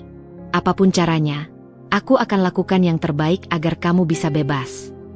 Ucapannya membuatku terkesiap, nyaris tak percaya. Membebaskanku? Dari pernikahan yang merupakan jaminan lunasnya utang ibuku, utang yang begitu besar? Ini bukan hal sepele. Ini melibatkan Pak Dehai kejam, pria berbahaya, licik, dan kejam yang tidak akan pernah melepaskan mangsanya begitu saja tanpa imbalan. Risiko ini terlalu besar, tak hanya untukku, tapi juga untuk Arya. Tidak, Arya. Kamu tidak perlu melakukan itu, kataku, suaraku tercekat, serak karena tangis. Ini terlalu berbahaya. Pak Dehai kejam, dia tidak akan pernah melepaskan jaminannya begitu saja. Dia bisa melakukan apa saja padamu, padaku, pada ibuku lagi. Aku mencoba menarik tanganku, takut akan risiko yang akan dia hadapi jika dia terlalu dalam terlibat. Namun, Arya menggeleng, menggenggam tanganku lebih erat lagi, meyakinkan dengan sorot matanya. Aku tahu risiko itu, Risa. Aku tahu betul siapa Pak Dehai kejam. Tapi aku tidak bisa diam saja melihatmu menderita dan terjebak seperti ini. Aku tidak akan membiarkanmu sendirian lagi. Kita akan menghadapinya bersama. Aku akan mencari cara agar kamu bebas, tanpa membahayakan ibumu atau dirimu lagi. Aku janji, akan ada jalan. Matanya memancarkan ketulusan yang luar biasa, sebuah janji yang tak hanya diucapkan tapi juga terpancar dari seluruh jiwanya. Dia tidak hanya menawarkan simpati kosong, dia menawarkan solusi, dia menawarkan dukungan, dia menawarkan masa depan yang baru. Dia menawarkan dirinya, sepenuhnya.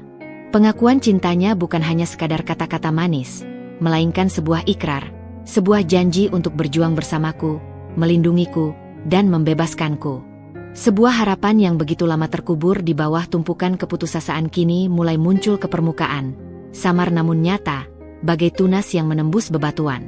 Arya adalah pahlawan yang tak terduga, muncul di saat aku paling membutuhkannya, saat aku nyaris menyerah.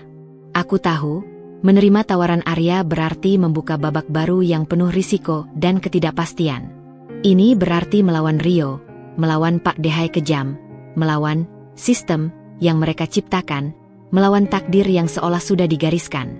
Tapi, membiarkan Arya pergi dan tetap terkurung dalam sangkar emas ini, mati perlahan dalam kesepian, rasanya jauh lebih menyakitkan daripada menghadapi bahaya. Untuk pertama kalinya dalam waktu yang sangat lama, aku melihat secercah harapan. Harapan untuk sebuah kebebasan sejati, sebuah kehidupan yang layak, dan mungkin, harapan untuk sebuah cinta yang tulus dan murni. Aku menatapnya, air mata masih membasahi pipi, dan mengangguk perlahan, sebuah anggukan yang penuh dengan kepercayaan dan kerentanan. Terima kasih, Arya, bisikku, suaraku nyaris tak terdengar, tenggelam dalam gemuruh hati. Terima kasih banyak, untuk segalanya. Di tengah gemuruh hujan yang kini terdengar seperti tepuk tangan langit yang membasahi bumi, dua hati yang tadinya terpisah oleh takdir kini terhubung oleh sebuah pengakuan dan janji yang tulus. Sebuah pengakuan yang tidak hanya mengubah hubungan kami, tetapi juga mengukir ulang peta masa depanku yang kelam, memberikan secercah cahaya yang sangat kubutuhkan. Setelah pengakuan yang mengguncang dan janji yang menghangatkan itu, suasana di antara kami berubah drastis. Ada sebuah ikatan baru yang terjalin, lebih dalam dari sekadar pertemanan yang sudah lama terjalin, kini menjadi sebuah kemitraan yang penuh risiko dan harapan. Hujan di luar sudah benar-benar reda, hanya menyisakan jejak genangan air yang memantulkan langit kelabu di halaman. Aroma tanah basah dan kesegaran menusuk hidung, kontras dengan beratnya beban yang kini kami pikul berdua. Arya masih menggenggam tanganku, sorot matanya yang kini dipenuhi pertimbangan serius mengisyaratkan bahwa dia tidak main-main. Kita tidak bisa gegabah, Risa. Arya memulai, suaranya lebih tenang dan rendah, memecah keheningan yang panjang. Pak Dehai kejam bukan orang sembarangan. Dia punya koneksi yang sangat luas dan dalam, di kalangan bawah sampai ke atas. Dan Rio. Rio adalah anaknya, dia pasti tahu banyak, dan mungkin lebih licik lagi. Mereka pasti punya kekuatan yang tidak kita duga, yang bisa menjatuhkan siapa saja yang berani mengusik. Aku mengangguk pelan, rasa takut kembali menyusup, merayapi setiap sendi.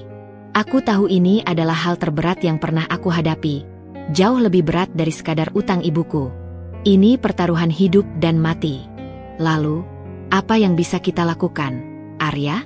Aku tidak punya apa-apa, tidak punya koneksi, tidak punya kekuatan. Aku bahkan tidak tahu harus mulai dari mana. Suaraku bergetar, menunjukkan keraguan yang masih membayangi. Arya melepaskan genggaman tangannya, lalu menyandarkan punggungnya ke sofa, ekspresinya serius. Dia tampak berpikir keras, matanya menatap kosong ke depan, seolah sedang memutar berbagai skenario di kepalanya. Pertama, kita butuh informasi yang solid. Aku harus tahu persis bagaimana Rio berbisnis, bagaimana alur uang Pak Dehai kejam, dan siapa saja jaringan mereka. Ada kemungkinan besar mereka melakukan praktik ilegal yang bisa kita jadikan bukti. Itu bisa jadi celah kita yang paling ampuh. Maksudmu, melaporkan mereka ke polisi? Tanyaku, terkejut dengan gagasan itu. Itu ide yang sangat berisiko, bahkan terkesan gila. Bukankah itu berarti mencari masalah yang lebih besar? Bukan sekadar sembarangan lapor. Risa, jelas Arya, nadanya sabar namun tegas. Kita butuh bukti yang sangat kuat, yang tidak bisa dibantah. Kalau tidak, justru kita yang terancam. Mereka bisa membalikkan keadaan dan menjebak kita. Aku punya beberapa teman yang bergerak di bidang hukum. Mereka punya spesialisasi kasus-kasus kriminal dan keuangan seperti ini. Aku juga punya koneksi di media yang bisa membantu mengangkat kasus ini jika dibutuhkan. Tapi mereka butuh data. Data transaksi, data aset, bukti keterlibatan mereka dalam aktivitas ilegal, apapun yang bisa kita kumpulkan. Semakin rinci, semakin baik. Otakku berputar keras, memikirkan betapa sulitnya itu. Bagaimana aku bisa mendapatkan data itu? Rio sangat tertutup. Aku bahkan tidak punya akses ke ruang kerjanya, apalagi ke berkas-berkas rahasianya. Itu tidak akan mudah, Arya. Rio sangat hati-hati. Dia tidak pernah menyimpan dokumen penting di tempat yang mudah dijangkau. Bahkan ponselnya selalu terkunci dan tidak pernah lepas dari genggamannya. Aku tahu, sahut Arya, mengerti kesulitanku. Tapi kamu satu-satunya orang yang ada di dalam. Kamu adalah mata dan telinga kita. Kita harus memikirkan cara agar kamu bisa mendapatkan informasi itu tanpa dicurigai sedikit pun. Ini akan berbahaya, Risa. Sangat berbahaya. Kamu siap? Arya menatapku lurus. Tatapannya menembus keraguanku, seolah menguji tekadku. Mendengar kata, berbahaya, membuat perutku mual, dan tanganku kembali dingin. Namun, membayangkan sisa hidupku terjebak dalam pernikahan tanpa cinta ini, di bawah bayang-bayang Pak Dehai kejam yang mengerikan, terasa jauh lebih menakutkan daripada risiko yang Arya tawarkan. Aku sudah tidak punya pilihan lain. Arya adalah satu-satunya harapanku, satu-satunya cahaya di ujung terowongan gelap ini. Aku siap, jawabku, meskipun suaraku bergetar dan nyaris tak terdengar.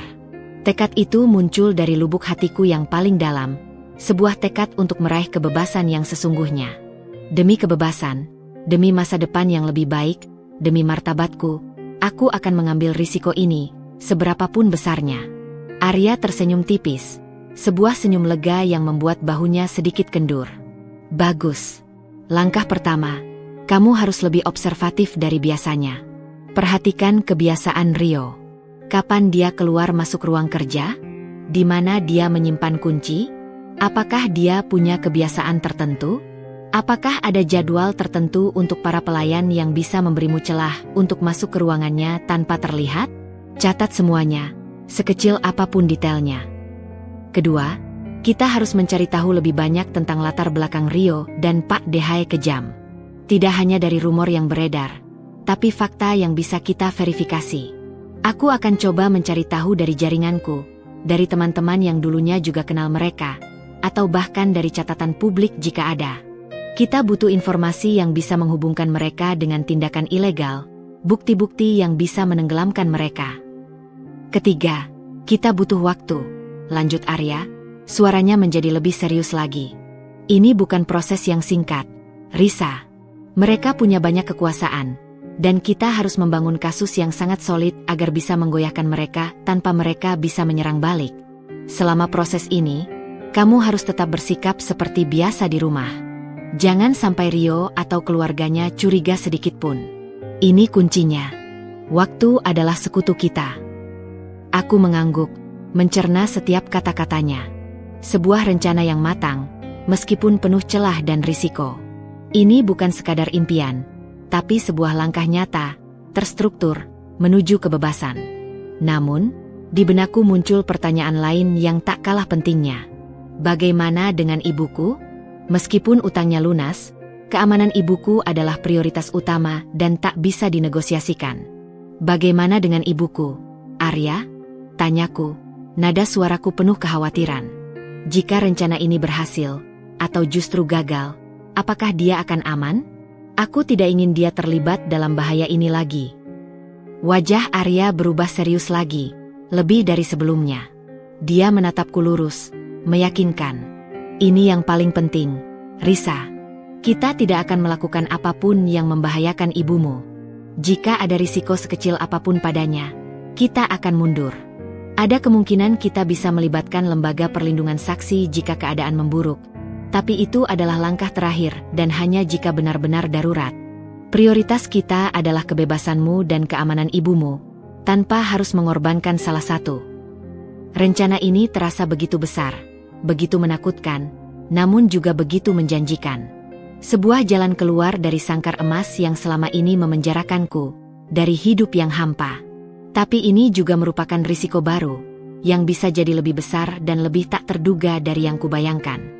Melawan Pak Dehai kejam dan Rio sama saja seperti membangunkan macan tidur, dan aku tahu, mereka tidak akan segan-segan untuk menerkam.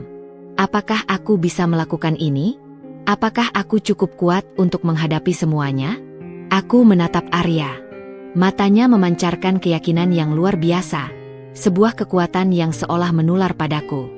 Dia tidak hanya menawarkan bantuan, dia menawarkan diri untuk menghadapi bahaya bersamaku. Sebuah uluran tangan yang tulus, bahkan jika itu berarti dia harus mempertaruhkan banyak hal, termasuk keselamatan dan karirnya. Aku tidak sendirian lagi. Itu adalah kekuatan terbesarku, kekuatan yang bisa memberiku keberanian untuk melangkah. Aku akan mencoba, Arya, kataku, suaraku kini lebih mantap, tak lagi bergetar. Aku akan melakukan apapun yang ku bisa. Percayakan padaku. Senyum Arya kembali merekah, sedikit lebih cerah kali ini, seolah sebuah beban juga terangkat dari pundaknya. Bagus. Aku akan menghubungi teman-temanku. Kita akan mulai perlahan, menyusun strategi matang. Ingat, hati-hati dan jangan pernah bertindak sendirian. Kita ada di sini untuk saling mendukung dan melindungi. Udara di luar jendela kini terasa lebih ringan. Sebuah rencana telah terbentuk. Jalan menuju kebebasan mungkin penuh bahaya dan rintangan, tapi setidaknya, kini ada jalan.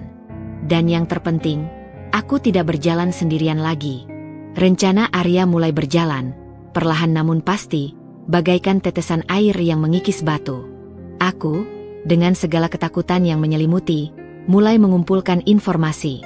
Aku memperhatikan setiap kebiasaan Rio, kapan dia keluar masuk ruang kerjanya yang selalu terkunci rapat, di mana dia sering meninggalkan kuncinya, terkadang terselip di balik buku di rak, terkadang tergantung di gantungan kunci dekat pintu. Kubaca sekilas dokumen-dokumen yang dia tinggalkan di meja ruang kerjanya saat dia terburu-buru, mencoba memahami istilah-istilah bisnis yang asing bagiku. Aku bahkan memberanikan diri menyentuh ponselnya saat dia mandi, mencoba mencari tahu pola sandi atau sidik jari yang mungkin bisa kuterobos. Tidak mudah, Rio sangat lihai. Dia adalah pria yang terbiasa menyembunyikan segala sesuatu, hidup dalam kerahasiaan. Namun, setiap detail kecil, setiap kejanggalan dalam percakapannya di telepon yang tak sengaja kudengar saat dia bicara dengan ayahnya, aku catat dan kusampaikan pada Arya saat kami bertemu di taman. Arya selalu mendengarkan dengan serius, matanya fokus, mencatat setiap poin, dan sesekali bertanya detail yang tak terpikirkan olehku, seolah dia merangkai kepingan puzzle yang besar. Hubunganku dengan Arya semakin dalam, melampaui batas pertemanan biasa. Dia tidak hanya menjadi sekutuku dalam misi berbahaya ini, tapi juga penopang emosiku. Setiap obrolan dengannya adalah terapi bagiku, sebuah jendela ke dunia luar yang normal, dunia yang penuh kehangatan dan pengertian. Dia selalu mengirimkan pesan singkat berisi semangat, "Bertahanlah, Risa," atau menanyakan kabarku, yang membuatku merasa tidak sendirian di dalam rumah besar dan dingin ini. Perasaanku padanya semakin kuat, benih itu kini berakar dalam, tumbuh menjadi sebuah kebutuhan. Namun, kebahagiaan kecil itu, secercah cahaya yang Arya bawa ke dalam hidupku, tidak luput dari perhatian. Beberapa kali, aku menangkap tatapan tajam Rio saat kami sarapan, atau saat dia tiba-tiba muncul di dekat jendela saat aku sedang mengobrol dengan Arya di taman. Rio tidak pernah bicara, tidak pernah menuduh. Dia hanya ada, seperti bayangan yang mengintai, dan keberadaannya saja sudah cukup untuk membuatku merinding. Bu Juminah pun, kepala pelayan yang selama ini ramah namun berjarak, mulai menunjukkan sikap aneh. Dia sering memergokiku di dekat ruang kerja Rio, atau saat aku mencoba menguping percakapan teleponnya dari balik pintu. Tatapannya kini lebih curiga, seolah dia tahu apa yang sedang kulakukan, dan dia menyetujui itu. Puncaknya terjadi pada suatu Sabtu sore yang terasa sangat mencekam.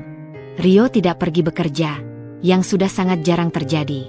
Dia seharian berada di rumah, duduk di ruang keluarga yang luas, membaca koran, atau sekadar menatap kosong keluar jendela, namun aura di sekelilingnya terasa begitu berat. Aku merasa sangat tidak nyaman, seperti ada beban tak terlihat yang menindihku. Aku tak berani ke taman. Aku hanya berdiam di kamar, berpura-pura membaca buku, tapi telingaku siaga, mendengarkan setiap suara yang datang dari luar pintu. Tiba-tiba, ada ketukan di pintu kamarku. Itu bukan Bu Juminah yang biasanya mengetuk dengan sopan. Ketukan itu berat, tegas, dan tak sabaran, seolah menuntut segera dibuka. Jantungku langsung berdebar kencang, memukul-mukul rusukku. Aku tahu, ini Rio. Aku menarik napas dalam-dalam, mencoba menenangkan diri, lalu membuka pintu perlahan. Rio berdiri di sana, tingginya menjulang, tubuhnya yang tegap mengisi kusen pintu. Auranya lebih dingin dan gelap dari biasanya. Matanya menatapku lurus, tajam, menusuk, dan untuk pertama kalinya, aku melihat kemarahan yang membara di sana, nyaris membakar. Kemarahan yang selama ini disembunyikan di balik ketenangan palsunya, kini terpancar begitu jelas. "Masuk," perintahnya, suaranya rendah namun penuh tekanan, nyaris seperti geraman. Aku melangkah mundur otomatis, membiarkannya masuk. Dia menutup pintu di belakangnya dengan suara klik yang nyaring. Suara yang mengunci kami berdua dalam ketegangan yang menyesakkan, bagai perangkap yang baru saja tertutup. "Duduk," katanya lagi, menunjuk ke sofa kecil di dekat jendela dengan gerakan dagunya. Aku duduk, tanganku dingin dan gemetar, telapak tanganku berkeringat. Aku tahu ini akan terjadi. Aku hanya tidak tahu kapan dan secepat ini. Rio berdiri di hadapanku, menyilangkan tangan di dada, postur tubuhnya mengintimidasi. Matanya tak lepas dari mataku, seolah ingin membaca setiap pikiran di kepalaku. "Siapa pria itu, Risa?" tanyanya. Suaranya tetap rendah, tapi kini ada desisan berbahaya di dalamnya, seperti ular yang siap menyerang. Aku menelan ludah, tenggorokanku tercekat. "Siapa?" Aku mencoba berpura-pura tidak tahu, membeli waktu. "Jangan berlagak bodoh," bentaknya, suaranya sedikit meninggi, memecah keheningan kamar. Itu pertama kalinya dia membentakku, dan aku bisa merasakan amarahnya yang menguar. "Pria yang selalu kau temui di taman. Pria yang membuatmu tertawa lepas seperti orang gila. Pria yang kau ceritakan semua hal padanya." Rahangku mengeras. Jadi dia tahu. Dia tahu semuanya, atau setidaknya cukup banyak. Dia hanya teman lamaku, Arya. Jawabku, mencoba tetap tenang dan datar, meskipun jantungku berdegup tak karuan. "Teman lama." Rio mendengus sinis, senyum tipis, meremehkan, terukir di bibirnya. "Sejak kapan teman lama bisa membuatmu senyaman itu? Sejak kapan teman lama membuatmu melupakan statusmu sebagai istri orang, Risa? Kau pikir aku buta? Kau pikir aku tuli?" Kata-kata itu menusuk, menghantam harga diriku yang sudah rapuh. Aku mengangkat kepalaku, menatapnya lurus, amarah yang selama ini kupendam mulai ikut meledak. "Status apa, Rio? Status istri yang bahkan tak kau sentuh? Status istri yang kau beli demi melunasi utang ibunya? Aku ini apa di matamu? Jaminan? Barang dagangan yang bisa kau miliki seenaknya?" Emosiku yang kupendam selama berbulan-bulan tumpah ruah, keluar bersamaan dengan air mata yang mulai menggenang. Mata Rio memincing, amarahnya semakin jelas terlihat. Dia melangkah maju, mendekatiku, bayangannya menutupi tubuhku. "Kau pikir aku tidak tahu apa yang kau lakukan di belakangku? Kau pikir aku tidak tahu kau mencoba mencari celah, mengumpulkan informasi tentangku dan ayah? Kau pikir aku sebodoh itu, Risa?" Suaranya kini nyaris berbisik, namun intensitasnya lebih menakutkan dari bentakan tadi. Napasku tertahan. Dia tahu tentang rencanaku dengan Arya. Bagaimana? Siapa yang memberitahunya? Bu Juminah? Atau mungkin dia sudah tahu sejak awal, dan hanya menunggu waktu yang tepat untuk mengungkapkan? "Apa maksudmu?" tanyaku, mencoba mengelak, mencoba menyangkal, meskipun suaraku bergetar hebat. "Jangan pura-pura lagi," bentaknya, kini suaranya meledak, menunjuk wajahku dengan jari telunjuknya. "Kau pikir kau bisa bermain-main denganku? Dengan keluarga kami? Kau pikir kau bisa bebas begitu saja dari perjanjian ini? Kau sudah menandatanganinya, Risa. Kau sudah menjadi milikku selamanya." Wajahnya begitu dekat, matanya membakar, memancarkan api kemarahan dan dominasi yang tak tertahankan. Aku bisa merasakan amarahnya yang memuncak, siap meledak kapan saja, menghancurkan segalanya. Ketakutan luar biasa mencengkeramku, mengikatku di sofa. Ini adalah konfrontasi yang tak terhindarkan. Dan aku tahu, hidupku, masa depanku, kini berada di ujung tanduk. Rio tidak akan pernah melepaskanku begitu saja. Ini adalah pertarungan yang mungkin akan mengubah segalanya. Jantungku seolah menggema di ruangan yang tiba-tiba terasa begitu sempit. Rio berdiri menjulang di hadapanku, tatapan amarahnya membakar, dan jari telunjuknya masih mengarah padaku. Aku merasa seperti tikus kecil yang terpojok di hadapan kucing buas. Jadi, Rio memulai lagi, suaranya kini terdengar sangat rendah, mengancam. Kau pikir dengan menceritakan semua omong kosong ini pada teman lamamu itu, kau bisa bebas? Kau pikir Arya bisa menyelamatkanmu? Dia tertawa sinis, tawa yang tak ada sedikit pun humornya, hanya cibiran. Dia tidak tahu siapa yang dia hadapi. Ayahku, kami, bukan orang yang bisa diajak bermain-main. Tubuhku gemetar, tapi aku mencoba mengumpulkan keberanian. Aku tidak bisa membiarkan diriku runtuh di hadapannya. Aku tidak takut, Rio, kataku, meskipun suaraku bergetar. Aku tidak akan membiarkan hidupku hancur hanya karena perjanjian kotor ini. Aku punya hak untuk bahagia. Rio memajukan langkah, jarak di antara kami semakin menipis. Hak? Kau bicara tentang hak? Hakmu sudah hilang saat ibumu menandatangani perjanjian itu. Hakmu sudah kau tukar dengan lunasnya utang itu. Kau adalah milikku, Risa. Kau tidak bisa lari dari ini. Dia menjepit daguku dengan jari-jarinya yang dingin, memaksa mataku menatapnya. Kau akan tetap di sini, sebagai istriku. Dan jika kau berani macam-macam lagi, ibumu akan merasakan akibatnya. Dan temanmu itu, jangan harap dia bisa melihat matahari lagi. Ancaman itu menghantamku telak. Ibuku, Arya, dia akan menyakiti mereka. Ketakutan itu jauh lebih besar daripada ketakutanku pada diriku sendiri. Air mata kembali menggenang di pelupuk mataku, bukan karena rasa sakit fisik, tapi karena rasa putus asa yang mendalam. Apa yang kau inginkan dariku, Rio? Bisikku, tak berdaya. Apa lagi yang harus kulakukan? Rio melepaskan daguku, lalu berbalik, melangkah menjauh dariku, memunggungiku. Kau akan memutuskan hubungan dengan Arya. Malam ini juga, kau akan memberitahunya bahwa kau tidak ingin lagi berhubungan dengannya. Dan kau tidak akan pernah mencoba mengorek informasi apapun lagi tentang bisnis kami. Kau akan menjadi istriku, yang patuh, yang tidak pernah menimbulkan masalah. Jika kau melakukan itu, aku akan jamin ibumu aman. Dan temanmu itu akan tetap hidup, meskipun aku tidak bisa menjamin karirnya akan semulus yang dia harapkan. Mendengar bagian terakhir itu, aku tahu Rio pasti sudah menyelidiki Arya. Dia tidak main-main. Dia bisa menghancurkan hidup Arya, dan bahkan ibuku. Pilihan yang dihadapkan padaku sangat jelas dan kejam. Antara kebahagiaan yang samar bersama Arya, atau keselamatan orang-orang yang kucintai. Pikiranku berputar cepat, mencari celah, jalan keluar lain. Tapi tidak ada. Rio terlalu kuat, terlalu kejam. Dia memegang semua kendali. Aku harus melindungi ibuku. Aku harus melindungi Arya.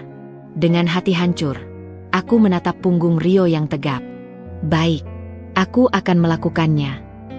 Suaraku nyaris tak terdengar, serak oleh tangis yang kutahan. Rio berbalik lagi, senyum puas, nyaris tak terlihat, tersungging di bibirnya. Bagus. Aku suka wanita yang tahu tempatnya. Dia melirik ke arah ponselku yang tergeletak di nakas. Lakukan sekarang. Aku akan menunggu di luar.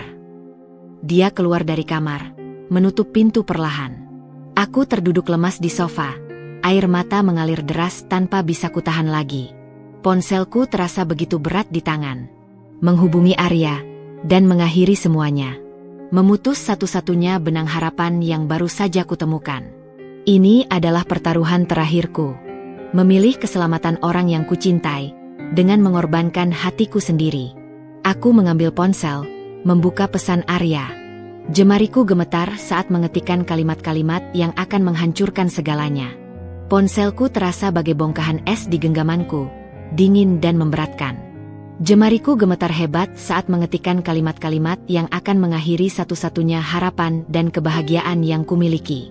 Rio menungguku di luar, dan ancamannya bergema di telingaku. Ibu dan Arya dalam bahaya. Aku tidak punya pilihan. Aku membuka aplikasi pesan, menemukan kontak Arya. Senyumnya di foto profil terasa menusuk hatiku.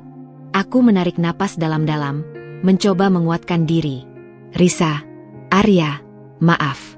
Aku rasa kita tidak bisa bertemu lagi. Tidak seharusnya aku bercerita apapun padamu. Lupakan saja semua yang aku katakan. Tolong, jangan datang ke rumah ini lagi. Setelah mengirimnya, aku segera memblokir nomornya. Air mata membanjiri mataku, membuat pandanganku buram. Hatiku terasa sakit, seperti dicabut paksa. Aku telah mencampakkan Arya, mendorongnya menjauh, demi keselamatannya. Ini adalah satu-satunya cara untuk melindunginya dari cengkraman Pak Dehae kejam dan Rio. Tak lama setelah itu, terdengar deru mobil Rio menjauh. Aku tahu dia pasti sudah memantau, memastikan aku melakukan apa yang dia perintahkan. Aku terduduk lemas di lantai, bersandar pada pintu yang tertutup rapat, menangis dalam diam. Rasa hampa dan putus asa kembali mendominasi, lebih pekat dari sebelumnya. Di sisi lain, di rumah sebelah, Arya baru saja selesai mandi ketika ponselnya bergetar. Sebuah pesan dari Risa. Senyum tipis mengembang di bibirnya. Dia selalu menantikan pesan dari Risa, satu-satunya hal yang mencerahkan harinya di tengah kesibukan proyek. Namun, senyum itu lenyap seketika saat dia membaca isinya. Matanya membelalak, membaca ulang pesan itu berkali-kali, seolah tak percaya apa yang tertera. Risa, Arya, maaf. Aku rasa kita tidak bisa bertemu lagi. Tidak seharusnya aku bercerita apapun padamu. Lupakan saja semua yang aku katakan. Tolong, jangan datang ke rumah ini lagi. Jantung Arya mencelos. Apa ini? Risa tiba-tiba memutuskan hubungan? Ada apa? Kepalanya berputar mencari jawaban. Dia segera mencoba menelepon Risa, tapi hanya nada sambung yang berulang. Dia mencoba lagi. Dan lagi. Sia-sia. Nomor Risa tidak aktif. Atau lebih tepatnya, sudah diblokir. Kecemasan melanda Arya. Ini bukan Risa. Ini pasti bukan Risa yang dia kenal. Risa yang baru saja berbagi beban terbesarnya dengannya. Pasti ada sesuatu yang terjadi. Rio. Pikiran itu langsung muncul di benaknya. Hanya Rio yang bisa membuat Risa bertindak seperti ini. Arya segera meraih jaket dan kunci mobilnya. Dia harus memastikan Risa baik-baik saja. Dia harus mencari tahu apa yang sebenarnya terjadi. Dia mengemudikan mobilnya dengan kecepatan tinggi menuju rumah Risa. Saat dia tiba di gerbang, lampu di rumah Rio sudah menyala terang. Namun suasana terasa sunyi dan dingin. Arya turun dari mobilnya, memandang ke arah pagar yang memisahkan kedua rumah itu. Dia melihat sekeliling, mencari tanda-tanda Risa, tetapi tidak ada siapapun di taman. Dia merasakan firasat buruk yang kuat. Rio pasti sudah tahu. Rio pasti telah mengancam Risa. Ia menarik napas dalam, amarah mulai membakar dadanya. Rencana yang baru saja mereka susun, secercah harapan yang baru saja tumbuh, kini buyar. Rio telah bergerak lebih cepat. Tapi Arya tidak akan menyerah. Dia tahu Risa tidak akan memutuskan hubungan ini tanpa alasan yang sangat kuat, alasan yang melibatkan ancaman Rio. Ini bukan akhir. Ini baru awal dari pertarungan yang sesungguhnya. Malam itu, setelah terpaksa menghancurkan hatiku sendiri dengan pesan pada Arya, aku tidak bisa tidur. Setiap kali aku memejamkan mata, bayangan Rio dengan tatapan membakar dan ancamannya muncul, menusuk-nusuk pikiranku. Aku merasa seperti boneka yang telah kehilangan benang kendalinya, hanya bisa menuruti perintah.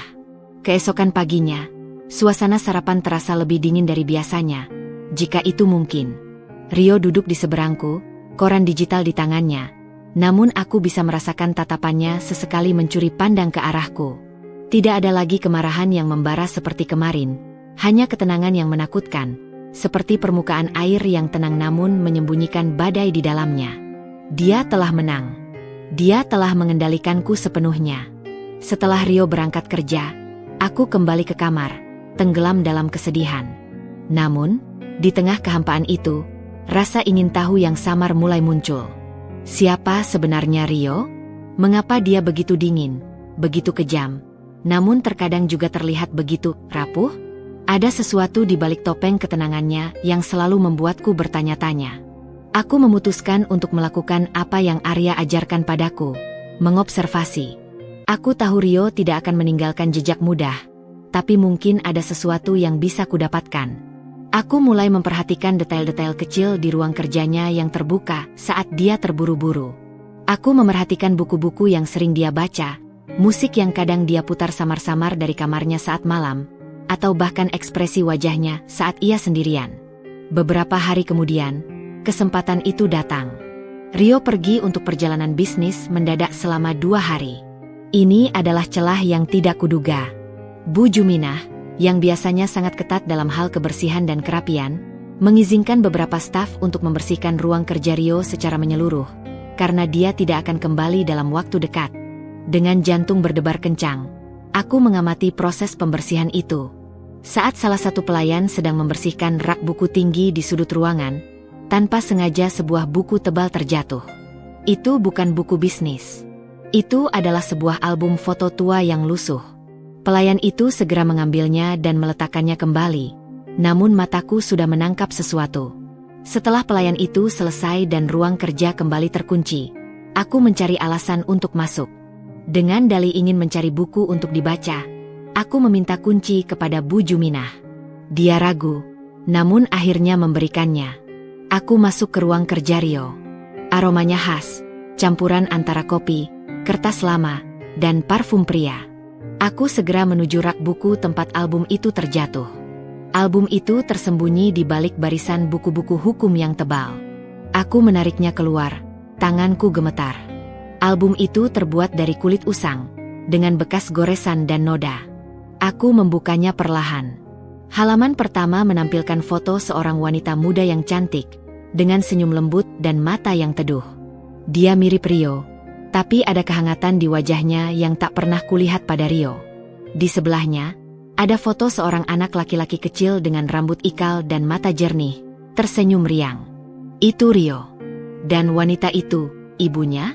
Aku membalik halaman demi halaman. Foto-foto Rio kecil yang tersenyum ceria bersama wanita itu. Bermain di taman, merayakan ulang tahun, berlibur ke pantai. Mereka tampak bahagia. Rio yang kukenal adalah pria dingin, tanpa ekspresi. Namun di foto-foto ini, dia adalah anak kecil yang polos dan penuh kebahagiaan. Lalu, ada beberapa foto lain. Rio kecil dengan seorang pria parubaya, yang aku duga ayahnya, Pak Dehae kejam. Tapi ada sesuatu yang berbeda. Pak Dehae kejam di foto itu tampak lebih muda, dan senyumnya terlihat lebih tulus. Tidak ada aura ancaman. Ada foto keluarga utuh, Rio di tengah, diapit ayah dan ibunya. Senyum mereka semua tampak genyewon. Namun, di tengah album itu, ada beberapa halaman yang kosong, robek, atau bahkan hangus di pinggirnya. Dan di salah satu halaman yang kosong itu, hanya ada satu foto yang tersisa. Foto wanita itu, Ibu Rio, tersenyum sendirian, namun dengan tatapan sendu. Di baliknya, dengan tulisan tangan yang rapi, tertulis, "Putriku, permata hatiku. Kini kau tak akan pernah lagi melihat cahaya dunia." Aku terkesiap. Putriku? Siapa? Aku terus membalik halaman. Foto-foto berikutnya menunjukkan Rio yang lebih besar, sekitar usia remaja. Senyumnya mulai menghilang. Tatapan matanya mulai mengeras. Di foto-foto ini, dia seringkali terlihat sendirian, atau hanya bersama ayahnya yang ekspresinya sudah mulai tampak dingin dan serius, seperti yang kukenal sekarang. Ada sebuah foto yang membuatku tercekat. Rio, dengan wajah datar, berdiri di samping sebuah batu nisan. Di bawah nama yang terukir, ada tanggal lahir dan tanggal kematian. Nama itu bukan nama Ibu Rio. Itu nama seorang gadis muda, sekitar usia belasan. Anissa, putriku tersayang, adik Rio. Dan tanggal kematiannya, itu adalah tanggal yang sama dengan hari aku melihat luka lama di bahu Rio. Jadi, Rio punya adik perempuan yang sudah meninggal. Dan ibunya, entah apa yang terjadi padanya. Apakah kematian adiknya yang membuatnya begitu dingin? Apakah itu yang mengubah Rio menjadi sosok seperti sekarang? Rasa misteri di balik dirinya perlahan mulai terungkap, sedikit demi sedikit. Namun setiap kepingan informasi justru menimbulkan lebih banyak pertanyaan. Ada apa di balik kematian Anissa? Dan mengapa ibunya tidak lagi ada dalam foto-foto terbaru? Album itu adalah jendela ke masa lalu Rio, sebuah masa lalu yang penuh kebahagiaan, namun juga kepedihan dan kehilangan. Aku mulai melihat Rio bukan hanya sebagai penindas, melainkan sebagai seseorang yang mungkin juga terluka, sama sepertiku. Dan misteri ini, meski berbahaya, membuatku semakin ingin tahu. Penemuan album foto itu mengguncang duniaku. Rio, sang pria dingin yang kejam, ternyata pernah menjadi anak kecil yang ceria, penuh senyum. Dan dia kehilangan adiknya, Anissa, serta ibunya, atau setidaknya, ibunya tak lagi ada dalam kehidupannya yang sekarang. Rasa benci dan takut yang selama ini menguasai diriku bercampur aduk dengan rasa ingin tahu dan, entah mengapa, sedikit empati. Misteri di balik matanya yang beku kini memiliki sedikit celah. Namun, di tengah gejolak emosi itu, aku juga melihat sebuah peluang. Informasi ini mungkin bukan bukti hukum yang dicari Arya, tapi ini adalah kunci. Kunci untuk memahami Rio, untuk mungkin menemukan kelemahannya, atau bahkan untuk mencari tahu apa motif sebenarnya di balik semua kekejaman keluarganya. Malam itu, setelah Rio kembali dari perjalanan bisnisnya, aku memberanikan diri. Rio duduk di ruang kerjanya, pintu sedikit terbuka. Aku mendekat, mencoba bersikap santai. Rio, sapaku pelan. Dia mengangkat pandangannya dari laptop, matanya tajam namun ada kelelahan yang terselip. Ada apa? Aku tadi melihat album foto lama, kataku, mencoba membuat suaraku terdengar polos. Yang ada di rak buku. Wajah Rio menegang. Ekspresinya yang tadinya lelah berubah menjadi waspada, nyaris marah. Kau melihatnya? Suaranya rendah dan tajam. Aku mengangguk perlahan. Aku minta maaf. Aku tidak sengaja. Tapi, ada foto seorang gadis kecil di sana. Anissa. Mata Rio memincing. Rahangnya mengeras. Jangan pernah lagi menyentuh barang-barang pribadi saya tanpa izin, ucapnya datar, namun dengan nada yang mengancam. Dan jangan pernah sebut nama itu di rumah ini. Dia bangkit dari kursinya, melangkah mendekatiku. Jantungku berdegup kencang, nyali ciut. Aku sudah melanggar batas, dan dia menunjukkan amarahnya yang tersembunyi. Apa yang sebenarnya terjadi pada Anissa? Tanyaku, memberanikan diri, meskipun tubuhku gemetar. Aku tahu ini risiko besar, tapi rasa ingin tahu dan kebutuhan untuk memahami Rio lebih kuat. Rio berhenti tepat di depanku. Matanya kini sedingin es. Itu bukan urusanmu. Urusanmu adalah tetap diam dan menjalankan peranmu sebagai istri. Dia menekankan kata, istri, dengan nada sinis. Kau sudah kuperingatkan. Jangan cari masalah. Dia berbalik, mengambil album foto itu dari rak, dan menyimpannya di laci terkunci di mejanya. Dia bahkan tidak melihat ke arahku lagi. Dia kembali duduk dan melanjutkan pekerjaannya, seolah aku tidak pernah ada. Aku tahu dia tidak akan membicarakan hal itu. Aku mundur dari ruang kerjanya, merasa kecewa sekaligus takut. Rio tidak akan mudah terbuka. Pertanyaanku hanya memicu kemarahannya. Aku harus mencari cara lain. Setelah itu, aku mencari kesempatan untuk menghubungi Arya lagi. Aku menggunakan ponsel rahasia yang pernah dia berikan padaku dulu. Ponsel lama dengan kartu SIM baru yang tidak terhubung dengan siapapun di rumah ini. Aku mengirim pesan singkat padanya, memberitahu tentang apa yang kutemukan dan konfrontasi dengan Rio. Risa, Arya, aku menemukan sesuatu. Rio punya adik bernama Anissa yang meninggal. Sepertinya itu sangat sensitif baginya. Tapi Rio tidak mau bicara. Dia sangat marah. Tak butuh waktu lama, Arya membalas. Arya, itu informasi penting. Risa, aku akan cari tahu tentang Anissa. Tapi ingat, jangan pernah terlalu gegabah. Rio berbahaya. Tetap aman. Pesan Arya membuatku sedikit lega. Setidaknya, Arya akan menyelidiki. Namun, insiden dengan Rio hari itu membuatku sadar bahwa rencana kami harus lebih hati-hati. Aku tidak bisa langsung menanyakan hal-hal sensitif pada Rio. Aku butuh cara yang lebih halus, lebih tidak terduga, untuk mendapatkan informasi tentang masa lalunya. Aku mulai memikirkan Bu Juminah. Wanita parubaya itu sudah lama bekerja di sini. Dia pasti tahu banyak tentang keluarga Rio.